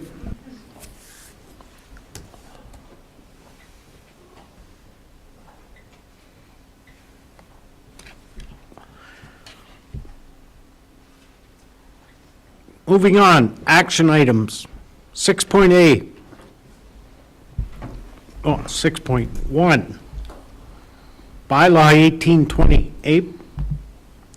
So this is second and third readings of bylaw 1820, the unsightly premises and property standards bylaw. Council passed first reading at the last council meeting. If you recall, there was some cleanup, some tidy up that we had to do to the bylaw, getting those new RV parking regulations and pruning built back into the bylaw because they were created as an amendment. And then a few little minor changes about responsibilities for grass maintenance, not just on boulevards and alleys, but for the whole property. And then construction site maintenance as well. Pardon me. Just requiring construction sites to have bins with lids. So second and third readings for this bylaw. Thank you. Could I have a second reading motion, please? Councillor Kettles? Question? Moved by Councillor Kettles to give bylaw number 1820, the unsightly premises and property standards bylaw, second reading. All in favor? Approved. Could I have a motion for third reading, please? Councillor Knox, question? Moved by Councillor Knox to give bylaw number 1820, the unsightly premises and property standards bylaw, third and final reading. All in favor? Approved. 6.2, bylaw 1821. Abe? So we've got operational borrowing bylaws on the agenda for your review. We have a 1821 is BMO, Bank of Montreal borrowing bylaw. We have two borrowing bylaws. One is for a revolving line of credit. That is in the principal sum of $450,000. And then we also have a bylaw for our town credit cards. So we went through an audit, a procedural bylaw audit from Municipal Affairs a couple years ago. And one thing they recommended that we do is have these bylaws reviewed and approved by council every year. So the line of credit bylaw, again, the limit there is $450,000. We have to have a bylaw to authorize the town to do that. I don't think we've dipped into that since I've been here. I've been here for 4 years now, but it is something that is good to have on hand. A lot of municipalities have it in case emergencies and whatnot come up. So we'll be looking for readings on that. And again, the credit card limit bylaw. Collectively, administration and the mayor have credit cards just for day-to-day purchases, operations. That limit is at $50,000, although we are thinking that sometime in the new year we're going to have to increase that. Often we use it for conventions or for conventions or education purposes, registrations, and we're finding that as they're dispersed throughout the organization, we're kind of hitting that limit at times. So expect an updated one in the new year. But for now, we're asking council to approve both bylaws, starting with bylaw 1821. And if you're okay with it, council, we'd like to get all three readings for both bylaws tonight. Thank you. Could I have a motion for reading one? I'll motion to give bylaw 1821 first reading. Question? Moved by Councillor Meister to give bylaw number 1821, the 2026 BMO operational borrowing bylaw regarding a revolving line of credit in the amount of $450,000, first reading. All in favor? Approved. Could I have a motion for second reading? Councillor Carlson. Question? Moved by Counselor Carlson to give bylaw number 1821, the 2026 BMO operational borrowing bylaw regarding a revolving line of credit in the amount of $450,000. Second reading. All in favor? Approved. Do we need a motion to do all three? Yes. I'll make a motion to move to the third reading. We need a motion to do It's for all three unanimous readings. consent. Pardon? Yeah. For unanimous consent to give all three Yeah. readings at the same meeting. Question? Moved by Counselor Zimmer for unanimous consent to give bylaw number 1821, the 2026 BMO operational borrowing bylaw regarding a revolving line of credit in the amount of $450,000, third and final reading at the same meeting. All in favor? Approved. Could I have third motion for third reading? Counselor Kettles? Question? Moved by Counselor Kettles to give bylaw number 1821, the 2026 BMO operational borrowing bylaw regarding a revolving line of credit in the amount of $450,000, third and final reading. All in favor? Approved. Going on to bylaw 1822. Could I have a motion for first reading? I'll make that motion. Counselor Wagner? Question? Moved by Counselor Regner to give bylaw number 1822, the 2026 AMSC operational borrowing bylaw regarding the town MasterCard in the amount of $50,000, first reading. All in favor? Approved. Could I have a motion for second reading? Counselor Knox? Question? Moved by Counselor Knox to give bylaw number 1822, the 2026 AMSC operational borrowing bylaw regarding the town MasterCard in the amount of $50,000, second reading. All in favor? Approved. Could I have a motion to have all three readings in the same meeting? Question? Moved by Counselor Carlson for unanimous consent to give bylaw number 1822, the 2026 AMSC operational borrowing bylaw regarding the town MasterCard in the amount of $50,000, third and final reading at the same meeting. All in favor? Approved. Could I have third reading motion, please? Sure. Counselor Kettles? Question? Moved by Counselor Kettles, skip bylaw number 1822, the 2026 AMSC operational borrowing bylaw regarding the town MasterCard in the amount of $50,000, third and final reading. All in favor? Approved. Okay. Bylaw 1823. Orsk Regional Assessment. Abe? So we, ORSC, or Old Man River Regional Services Commission, is our planning group that gives us planning advice to the town. They, within the last few years, developed a service where they hold the assessment review boards. So if anybody in town has an assessment complaint, they will coordinate there's an actual board that's set up that hears that complaint, and they do that regionally. Used to be where each municipality would do this and coordinate this board internally. Now and this is a very good thing, by the way, it's done regionally now through ORSC. It's a lot of work. When you do get an assessment complaint, there's a ton of legislation governing how that board is organized and the timeframes. There's a ton of legislation that you have to follow, and traditionally that's been done by municipalities. It would be something that would just pop up and then we'd have to manage, and we'd have to get training for, and our counselors would have to get training for. So this is a great service. ORSC does this regionally. They take care of everything. If our residents have complaints about their assessments, it's all managed by ORSC. In order to do that, we have to have a bylaw in place. So we did have a bylaw in place. That bylaw was reviewed, very similar to what I explained earlier about getting an audit from the province. We had that a few years ago. These guys, same people, did the audit on their bylaw, recommended some changes, some clarifications. By and large, not a lot is changing, but we have included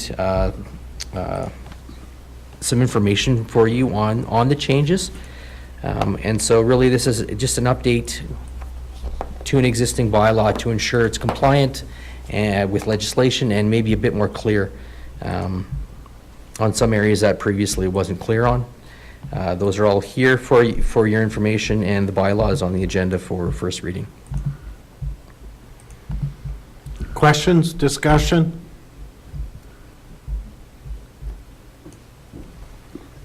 I'll motion to give bylaw 1823 first reading. Question? Moved by Counselor Meister to give bylaw number 1823, the Orsk Regional Assessment Review Board bylaw, first reading. All in favor? Approved.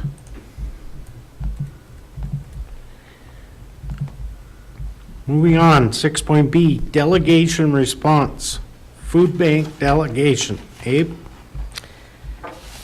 So the food bank, members of the food bank visited council at the last meeting. They detailed that they're having some issues with fundraising, operational costs, increasing, and usage of the food bank increasing, and so their operational reserves are dwindling. So they are embarking on some pretty significant fundraising initiatives, and, pardon me, I think part of that is the delegation to council. They've requested for council to waive the rent because they rent space from the town for a year to allow them to kind of get on their feet and get situated with some of their fundraising. The rent is $575 a month. And just speaking with the mayor, he was interested in having another meeting with them. If council's in favor of that, we can coordinate. We can coordinate with whoever's interested in attending a meeting. Maybe a few questions and to ask and whatnot. So, Do we need a motion for that? yes, please. Counselor Wagner? Yeah, I'll make that motion to set up a meeting with the food bank and council.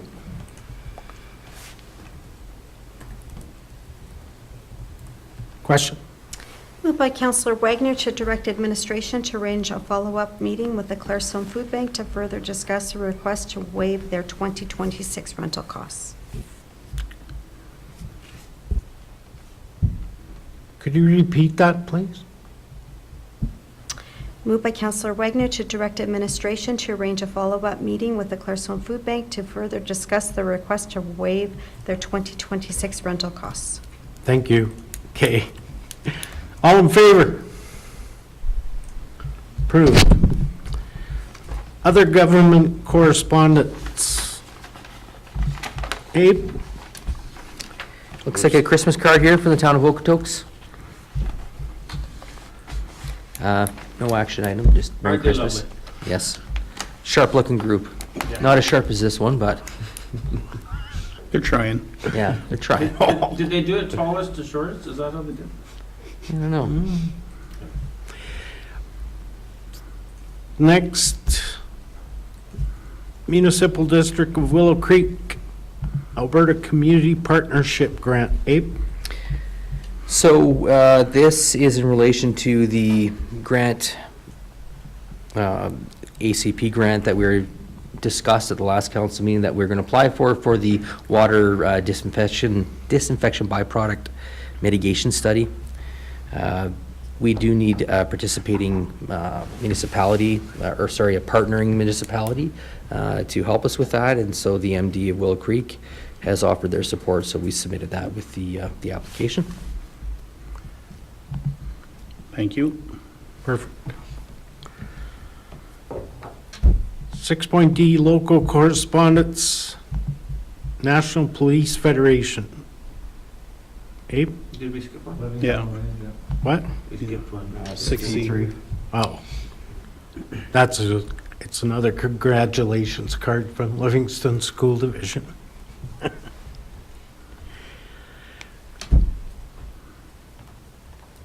D, National Police Federation. Abe?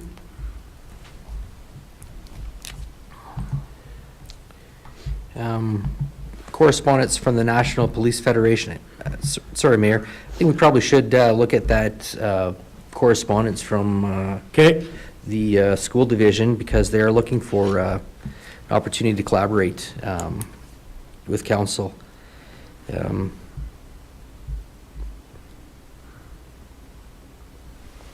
They're suggesting a meeting at the division office in Fort Macleod to discuss opportunities for 2026. Their preferred times are January 20th or 21st. And maybe we'll just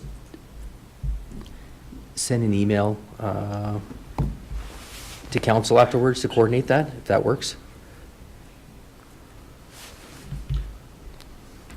Unless we can hammer out a time right now that works for everybody. What group would be a subset of council, or, I mean, daytime kind Yeah. of tough for us sometimes, right? Right.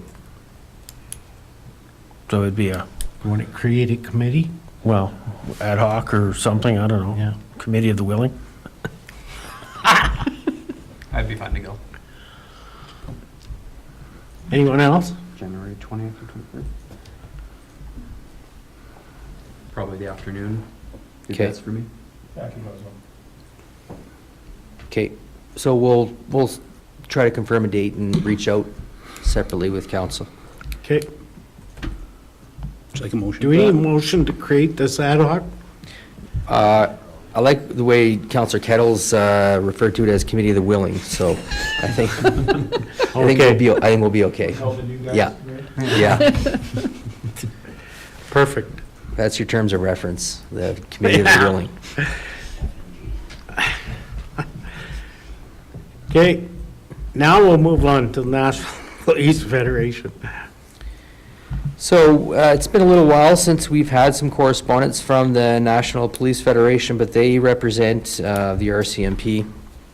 They have in the past done a lot of advocating for the RCMP in the province. They've got a report here about some of the outreach and engagement. They've done some surveys on satisfaction with the RCMP. And so they're just sharing that with council. Just a bit more advocacy, I guess.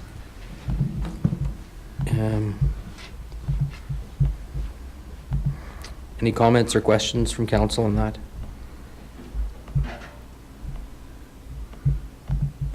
We've had them out before. They've come out and talked to council. Or, were they out, or were they No. zoomed in? I can't No, remember. they were here personally. And we've had them by Zoom. Pardon? We've had them by Zoom too.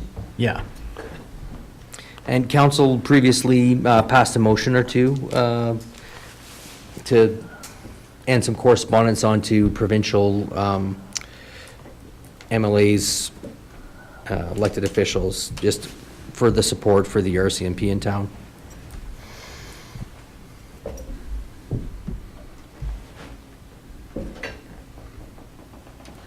Any other questions?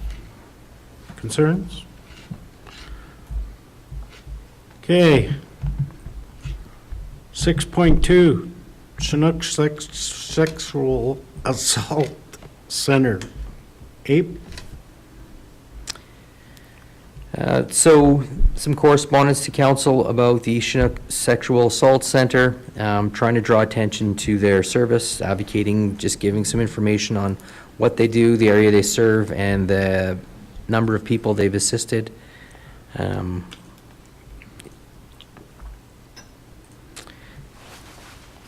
So they just have a kind of, I think, a blank invitation to welcome the opportunity to work with council. They are encouraging council to look for policies and initiatives that would advance their mandate. I think they're kind of jumping in at that strat planning phase, right? The start of the council term. So if there's any information or questions council has, we can reach out. Just give us a motion. I attended their grand opening. I forget when it was. They have a building downtown Lethbridge. They serve all of southern Alberta, and they have a great connection with Claresholm already. But it's just something to keep on your radar. they're doing great work. The council people all day long. It's a big job. Okay, moving on, 6.3, Brownlee LLP, emerging trends, Abe? So Brownlee Law does a emerging trends in municipal law every year. Usually it's the top of the year, February, March. This year it's February the 5th. And they just talk about what it says, emerging trends in municipal law. Sometimes you get planning issues. Last year, when the new access to information legislation was coming out, it was about that kind of stuff. You'll get kind of HR, labor type of trends that you're seeing as well. So it's a good day, a good event. I think the mayor and I went last year. So if anybody wants to go, we do have some budget in the council education that we can expense that to.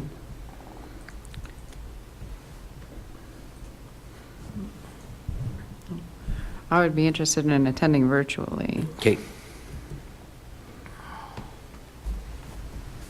Would you like to know right now, or would you be sending out like an email later on when we're closer to that date? Yeah, if you don't know now, I would say. I'm interested. Yeah. Well, we'll connect. Okay, perfect. Any other questions, discussion?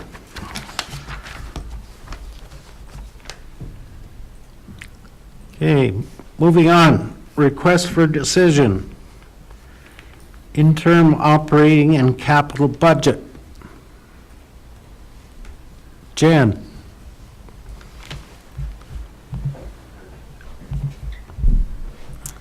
Thank you, Council. So in your package, you have a copy of the proposed 2026 interim operating and capital budget plans. So these plans were after consultation and meetings that administrative staff had with managers, department managers, and then follow-up facility, infrastructure and planning committee, and audit and finance committee meetings. So those meetings took place on the 18th and the 26th for audit and finance, and the November 26th for FIPSI. So following those discussions, there was lots of questions and discussions on the draft proposed at both of the committee meetings. Any recommendations that were made were implemented into the budget that's in front of you today. As Council knows, the Municipal Government Act, Section 248(1) states that administration cannot operate into the new year without an approved budget. So the plans are just plans, they're proposed. This would, I guess, solidify the 2026 spending year, more or less, but it is interim. And we will continue with budget discussions as we get all of our assessment figures in and get closer to setting the tax rate as we can review those. We'll also have an opportunity to know where a lot of our grant funding revenues are going to be, because those announcements will come out in the new year, and other items like that, some final costs, etc. So just to look at the plan. So the operating plan itself, there's lots of variables that are considered when we're putting this together. I highlighted a few in the budget introduction, so that would include inflation and what the CPI index looks like. So based on the consumer price index was 1.8% as of October when I was able to look it up. These are stats taken from Stats Canada and the Economic Dashboard. Interest rates, so this is the Economic Forecast Agency. They're stating that right now interest rate will start around 2.5 in January, with minor fluctuations expected 0.25 up or down over the next year. And provincial capital funding, so this comes from Alberta municipalities. Over the past 15 years, funding from the provincial government to municipalities has dropped dramatically. Municipalities used to receive around $635 per person in 2009, and by 2023 this had fallen to $327 per person. So we're not seeing funding coming in like we used to, which of course then means municipalities have to rely on other fees such as taxation and user fees in order to sustain services and capital needs.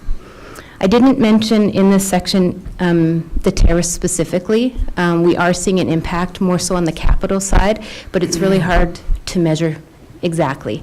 We're just knowing that prices are going up. We're receiving some quotes that have a percentage at the bottom that is for tariffs, mostly on products, I think, that are coming out of the U.S., obviously, steel, those kinds of things. So although it's not specifically highlighted, it is something that is on the radar and we are starting to see.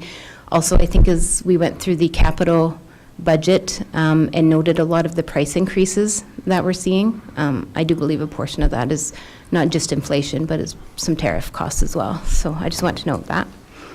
And then other considerations that are within the budget, Council made a motion and we are transitioned from a bylaw officer to a peace officer. So there's some costs associated with moving into that type of a program. There are also revenues that will come in with that. And as the program, gets its feet wet, we'll be able to determine more accurate revenues there. I think the costs we have pretty well nailed down, but we'll have to see what the activities are. The municipal intern application. So we do receive funding for a municipal intern. It's an 18-month program through the province. They provide $65,000 towards that internship over the 18 months. And then the municipality is responsible for the balance of that. We did just get word this week that we were approved, which is super exciting. So looking forward to that in the new year. The Arena Solar Project, so that's something that started in 2025, but there are debenture payments associated with that, so we had to build those costs into the budget. Over the years, that solar project should start paying for itself, and we should actually start seeing some cost savings, which we can put back and spread through the budget elsewhere or put to reserves. Reserve transfer increase, so we have increased our reserve transfers by about $48,000, and this is outside water, sewer, and garbage, which are cost recovery departments. So this is over and above those. These increases are really important. They aid in the future facility and equipment costs and eliminate the need to rely solely on provincial grant fundings, which, as we've identified, are not increasing or coming in the way that they used to. We also have some staffing through the QP Local 3023. There's a 2.5 wage increase built into the current agreement, so that was implemented into the budget. And then not everything was cost related. We did have some revenue increases to help offset some of the costs that we have seen. So council approved franchise fee increases with ATCO and Fortis that will begin January 1. Again, the additional revenue from the peace officer will help offset some costs in that department. There'll be some fee adjustments, which are already drafted within the bylaw or will be brought forward in the new year. And operational savings of approximately $75,000 from reviewing utility contracts, energy usage, supply budgets, and other operational requirements. So those things were also built into the interim budget. I did include a spiel here. Abe and I reviewed it just about, the costs that municipalities are facing, the importance of planning for the future, setting up reserves, etc. At the end of the day, the overall impact tax support was in the interim budget is proposed at 7.109% increase. So last year's 2005 increase over 2024 was 6.16. So it has gone up. Much of this increase is driven by the change in net salaries and benefits, a new debenture payment, and the increase to reserve transfers. So while an increase is necessary, administration is aware that council remains mindful of the economic pressures faced by residents and businesses in Claresholm. However, the town is also facing some of the same inflationary influences in addition to its operational requirements and capital needs, resulting in this proposed budget increase. So without going through all the detail, it's there by department. I didn't include the budget impact summary with this package that the Audit and Finance Committee reviewed earlier. I can add it for the final copy that goes on the website and for the public, because I do think it has a more detailed breakdown than the verbal summary, but just that 7.109% increase is $292,702. So when you think about it's costing us over $4 million to operate the town, $292,000 of that is our 2026 proposed increase. $10,000 10,600 of that is legislative adjustments, so we've anticipate that we'll see some increases with the Porcupine Hills Lodge and province and such. Other adjustment changes, as mentioned, there's salaries in there, so this includes the police officer program, some aquatic wage adjustments, the municipal internship, and the 2.5% to wages and benefits per QP. There's a new debt repayment of just over $32,000 for the solar project. We have roads, streets, sidewalks, maintenance, goods and supplies of just over 19. We did have a loss in some rental fees at the recreation center, so that's going to generate $16,000 in less revenue, so that's an increased cost to us. ORSC planning service fees have gone up 14% over 2005, which is just over $9,000. And then, of course, our transfers to reserves, so that includes common equipment reserve, recreation and cultural reserve, municipal enforcement reserve, and this is for future vehicle replacement. We purchased a used vehicle for the peace officer program, and obviously that will have to be replaced down the road.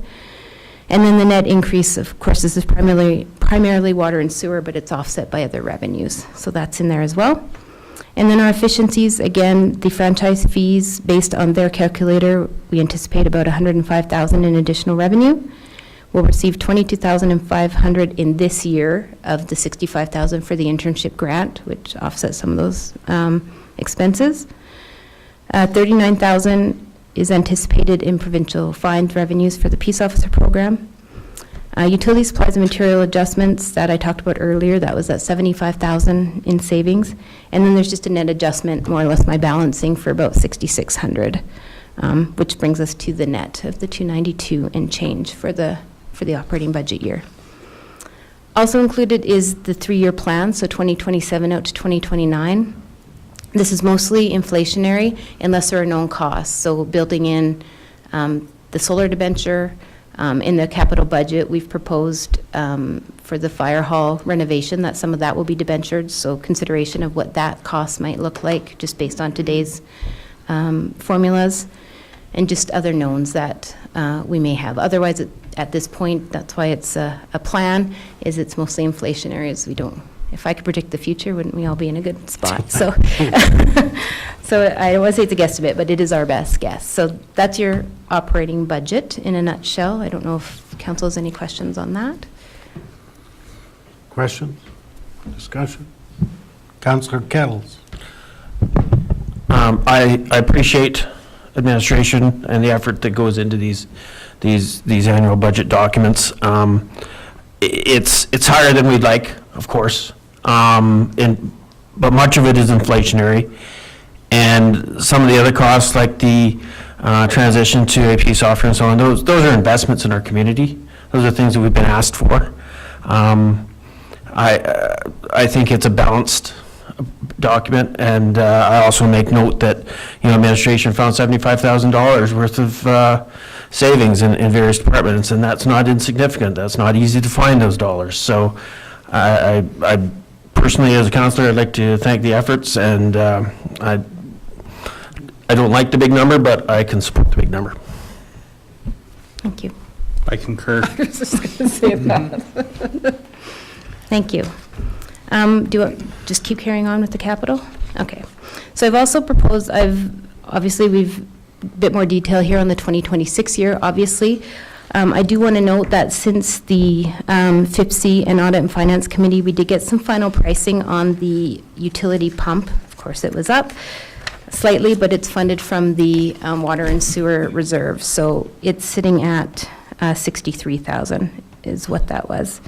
And I think that was my only big change since the FIPC meeting. And then there was, of course, the adjustment to the fire hall renovation breakdown after some discussion and how council wanted to see that funded. So that's reflected as well in the 2026 capital budget. It is a big year. We're looking at just over $4.5 million in projects in 2026. So that's not insignificant. That's a large number. Just for council's information, of that $4.5 million, 51% of that is grant funded, where we could get grant funding for it. 37.8% is coming from our reserve funds. So that's why it's so important to keep investing in those. 11% is debenture, and not even quite 1% is that $5,000 for the Bobcat trade and biannual turnover. So that portion is tax funded, but it's very minimal in comparison to the overall budget. We built out as well the next 5 years of capital planning. There is some more detailed information on what each of the projects entails, which I'm sure Councilor review, but if you do have any questions on them, I'll do my best to answer them, but those are usually Jace's questions, so I'll try. 2027 proposed budget right now is about 2.8. 2028 is sitting around 2 million. Now that excludes 2 unfunded projects that are priorities, one of which was identified in the infrastructure master plan, and that's the Northside Reservoir and Pump Station. That's almost an $8.5 million project on its own, but there's a lot of, there's grant funding that we are relying heavily on for a good portion of that 8 million, and a few other things with some of the other replacements that are happening that may impact and development that's happening. So we wanted to leave it in there. Obviously, if council wants to leave it in there because it is a priority. That, and then some parking lot repavement. That was a discussion that we had. We've seen some deterioration. No funding for that at this time either, but wanted to keep it as a priority for 2028. 2029 is 2.5 million, just a little better than. 2030 is 4.7. That includes a 3 million, also another unfunded or funding to be determined. This is 2030. So from 2029 to 2031, they're a little less detailed capital budgets. We're looking out to the future. We've prioritized some items through the infrastructure master plan or just general maintenance and replacement scheduling. And, you know, those costs are likely going to change as we move into the future, but we just don't want to forget about them and identify them. And the $3 million one that is sitting unfunded is the 4th Street West Storm Trunk line in 2030. And then 2031 is also a really big year. It's looking at just over 6.3 million. That includes 2.6 million on Alberta Road widening and reconstruction, as well as an infrastructure master plan project, which is phase 3 of a main storm trunk upgrade for 5.7, and that's in 2031. So there's some pretty big numbers, obviously, but you know, they have been noted in our infrastructure master plan, and we are including them as information and getting them on the books as something we're moving towards. And then I also included just on the last page for information, this is for council and the public, in addition to those few that we've named within the 5-year capital plan, there's several other unfunded projects of just over $3.2 million. And they vary from water tower painting, other pavement improvements, a water main replacement, cemetery pavement, and a potential grader purchase. So just keeping those in mind and letting council know that we do have these things on the books, but there just isn't funding at this time to include them in the budget.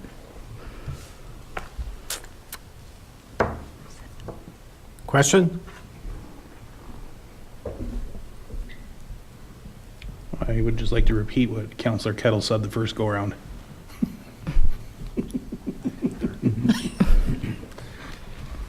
Thank you, Jen. Thank you. Yes.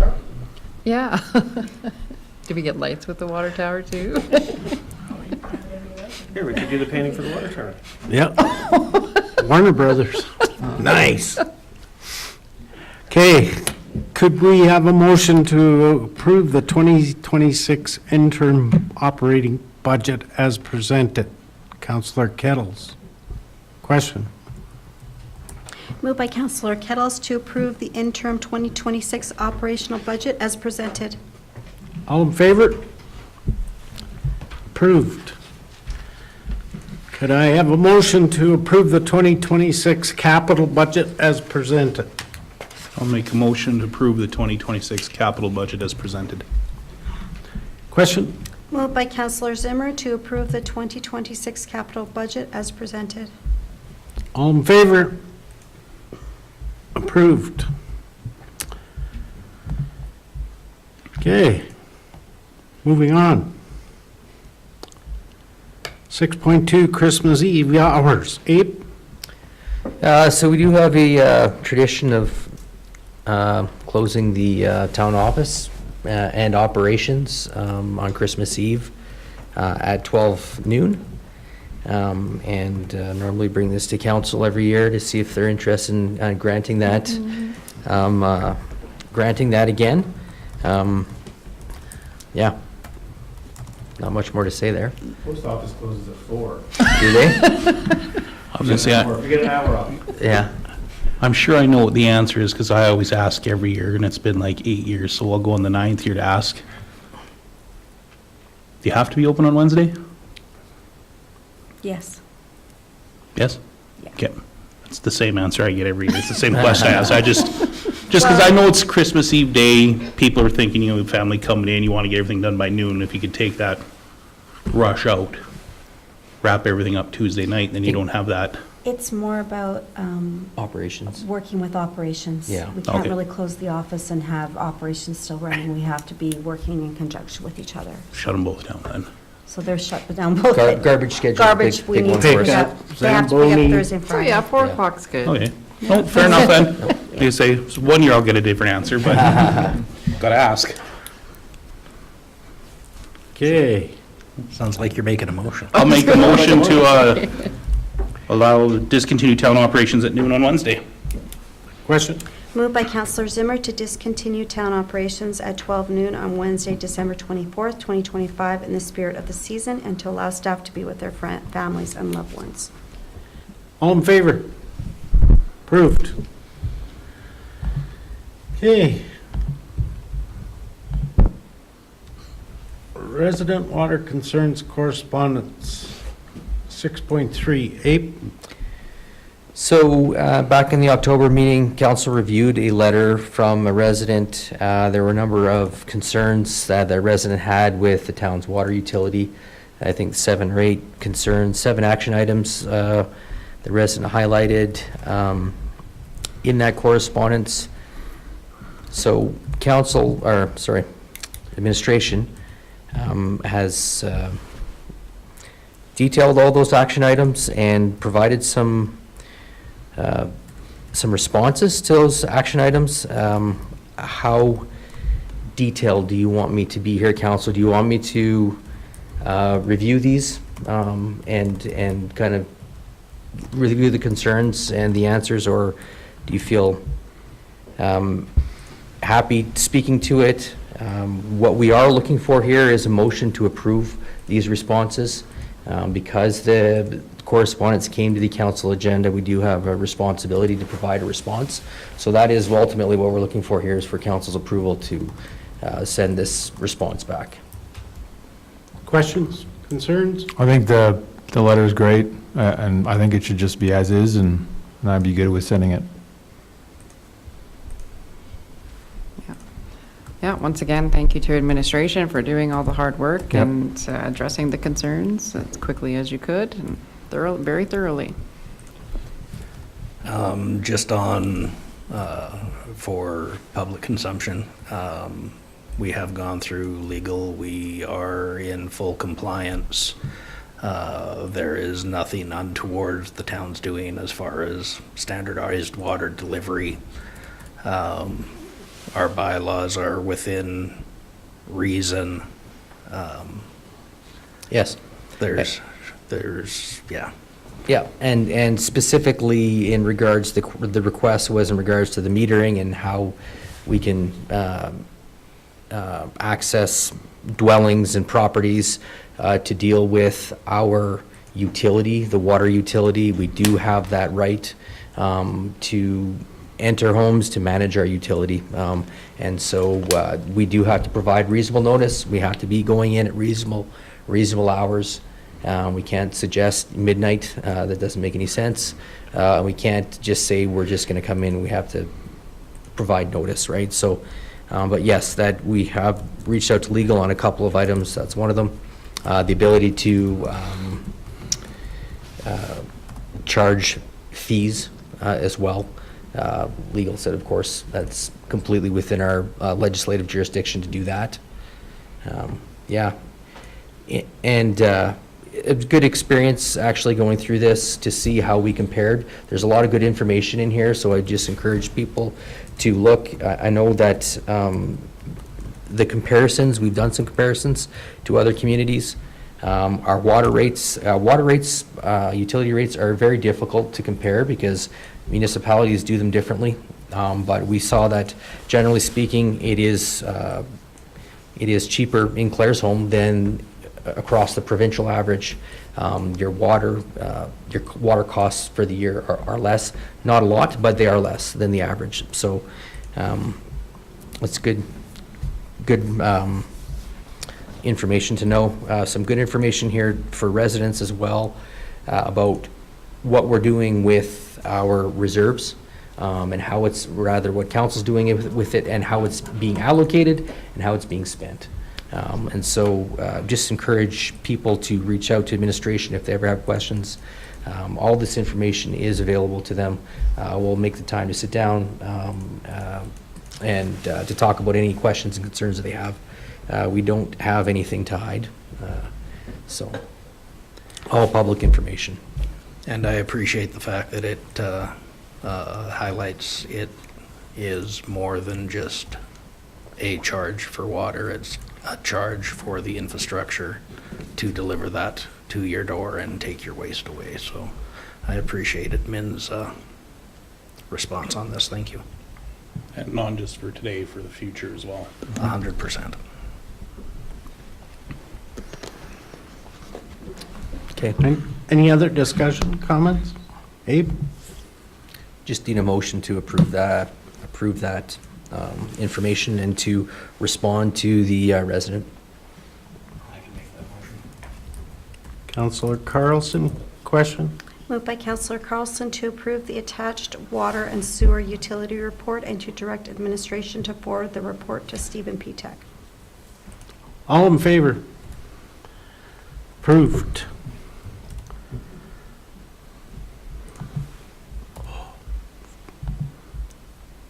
Moving on. Financial report, November 2025.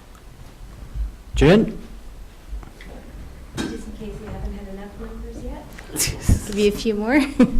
Sorry I missed last month's meeting and report. I was double booked, so this will be to the end of November, which is fairly current. So under the statement of function, I just highlighted a few areas of interest, and I try to switch them a little bit for council from meeting to meeting.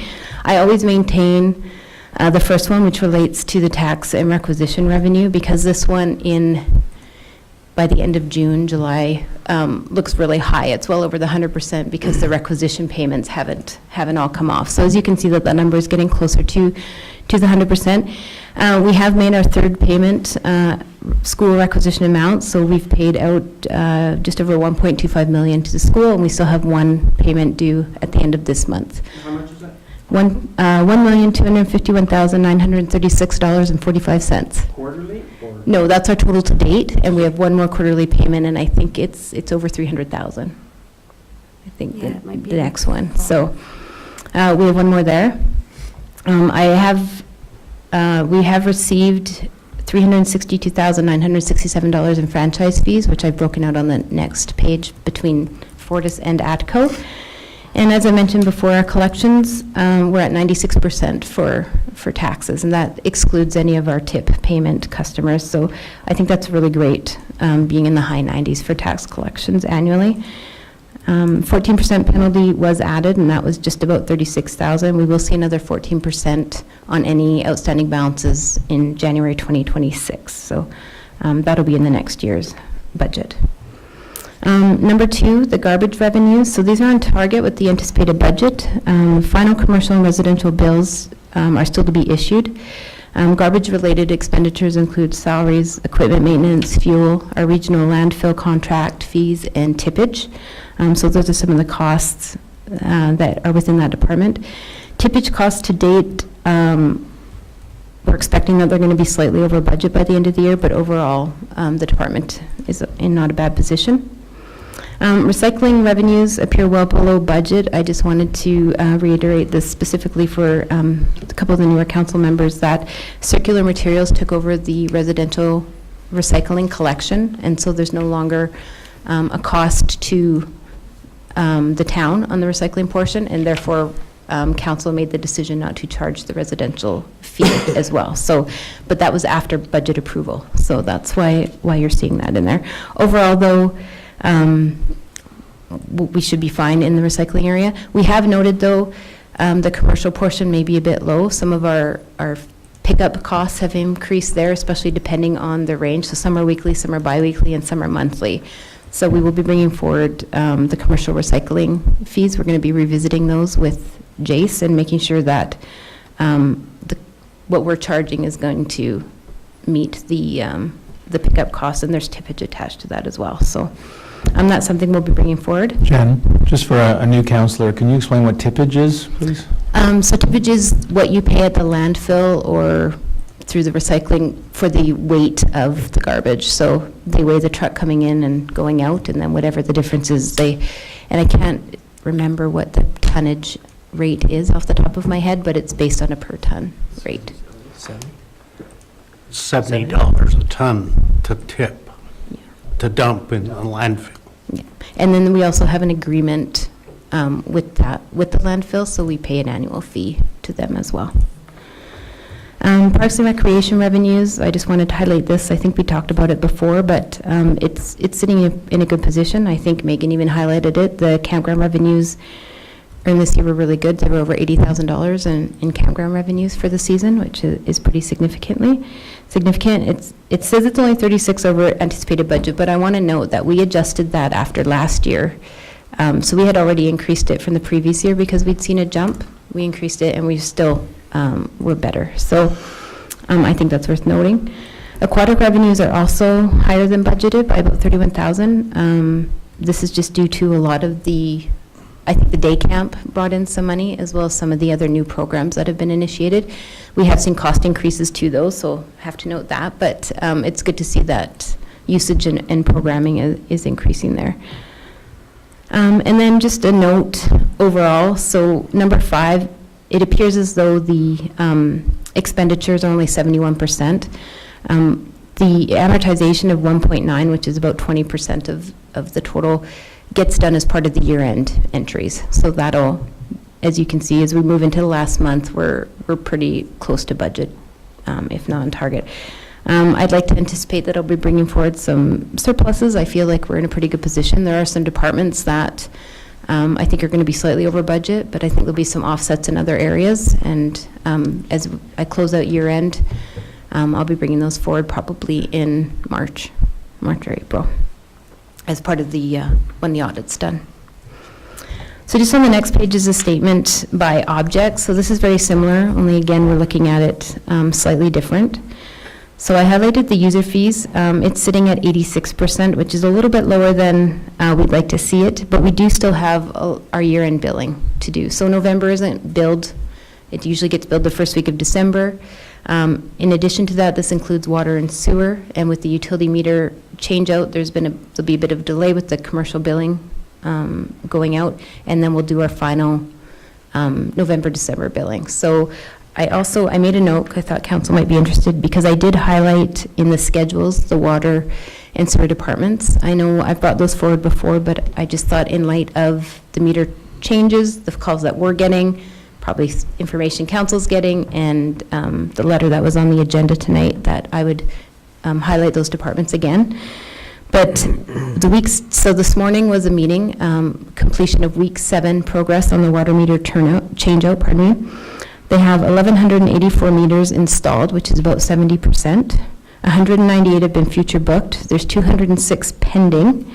They've had 3 booked ones canceled, 5 tasks. So these are things that the town needs to look at. So maybe a curb stop isn't working or something like that. And then 83 soft refusals. So a soft refusal means that Neptune has made all of their attempts and has gone as far as they can go with trying to get people to book and make notifications. So the town has now put out notices saying we'll have to enforce the bylaw if you don't comply, which does mean water turn off. So I will say, though, that the last set of refusals, I think, was around 40 some, and there was I don't know, maybe a handful that were remaining of that first round of soft refusals that went out. So I don't know that people like that notice, but it got some attention anyways. So the plan is to still have the project completed around the 19th of December. There probably is going to be a couple, we have a few large meters and some odd locations or some additional plumbing requirements that may put a few households or commercial properties off, but Neptune, I think, is obligated to come back and complete those once those are met. So overall, I think that's pretty positive in the 7 weeks that they've been working on the project. So just back to the statement by object, I also highlighted the license and permitting because that one also was looking low. This particular object code includes business and animal licensing and development and building permits. So the 2025 building and permit fees to date have been lower than they have been previously, but it is unpredictable and it's based strictly on what's happening and what the activity is. There may still be some applications come forward and some revenues come in, but it is a little bit lower than anticipated for this time of year. The franchise fees payments that I spoke about earlier, so from January to October, just because their timing of when they send the payments are slightly off, for Fortis is $219,297. In January to November, so it's actually a November 15th cutoff from ATCO, is $161,314. So we do have a couple more payments coming in, or at least 2 from Fortis and 1 from ATCO. So that'll bring that up. The rental fees on all of the buildings, so that's number 4, that's sitting at 64%. Again, a little bit lower than we'd like to see, but we still had the November and December billing to add to this. So you'll see that come in future reports. Number 5, this is materials, goods, and supplies. I just had to highlighted this one. This is a very big category. This is all of our street lighting, all the materials for all the departments, all the supplies for all the departments, computer software, hardware, fuel, parts, you name it. It kind of falls into here, including chemicals for the wastewater treatment plant. So based on the average cost and what I anticipate will be paid out prior to the end of the year, like Brad will usually do kind of a year-end chemical purchase, those kinds of things, we'll be closer to budget by then. I feel pretty confident there. The debenture payments appear low at 50%. Those are biannual payments. Our next payment comes out in December, so that'll be at 100%. But I wanted to note that just because it's one of those things that stands out when you're looking at the percentages. And then the last one I noted was the other expenditures. That expense is looking awfully high at 142%.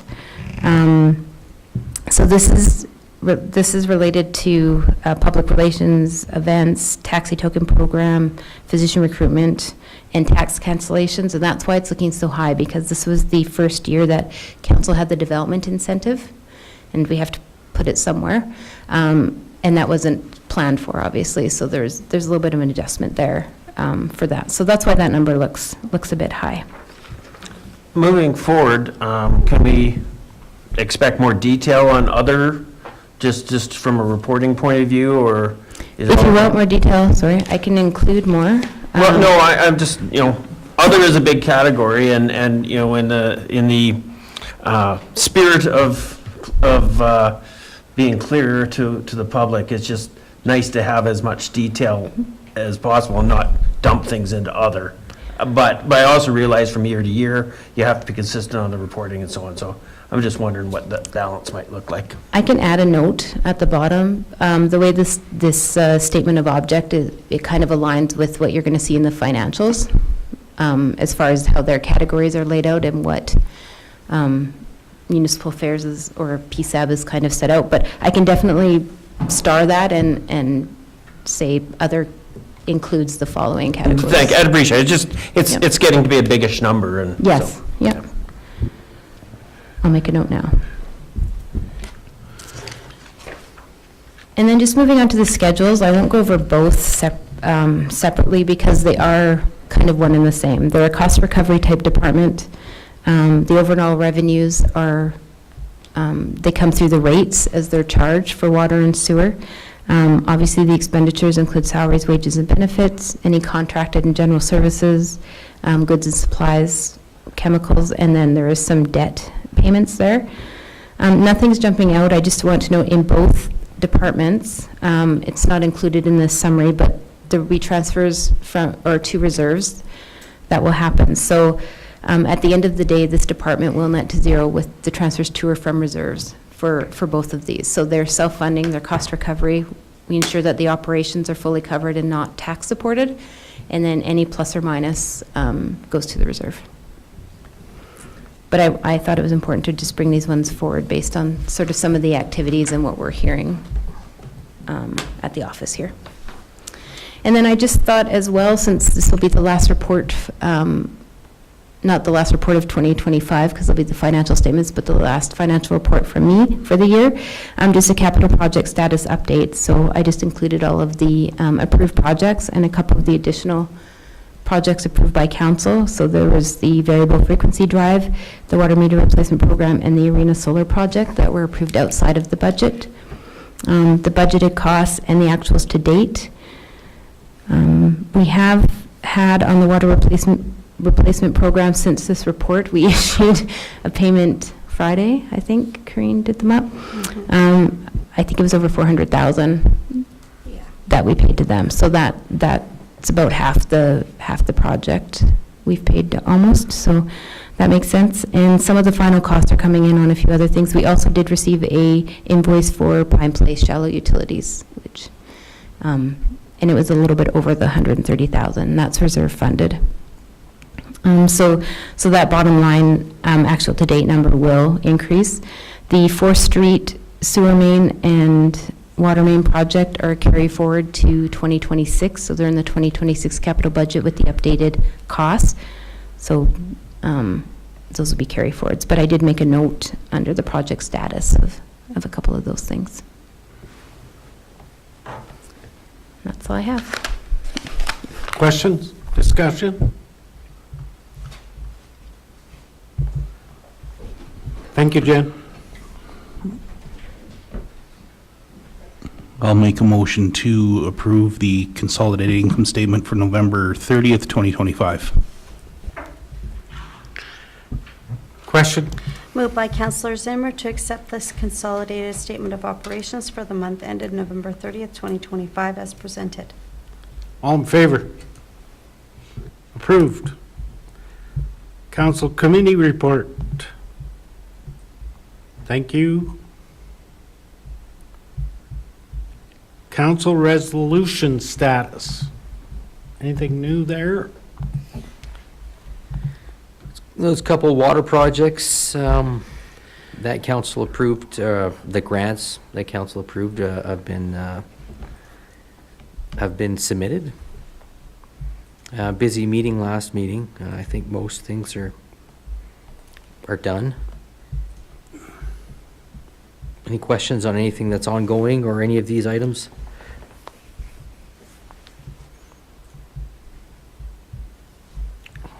Take it for information. Information items. Any questions, discussion?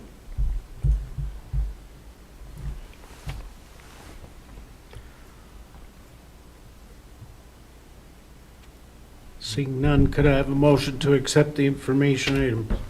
I'll make a motion to accept the information items as presented. Question? Moved by Councillor Zimmer to adopt the information items as presented. All in favor? Approved.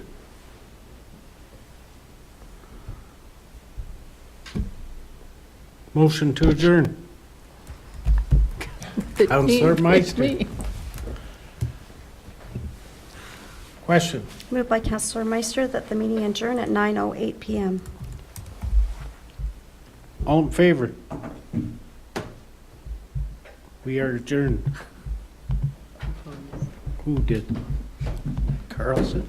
Yeah.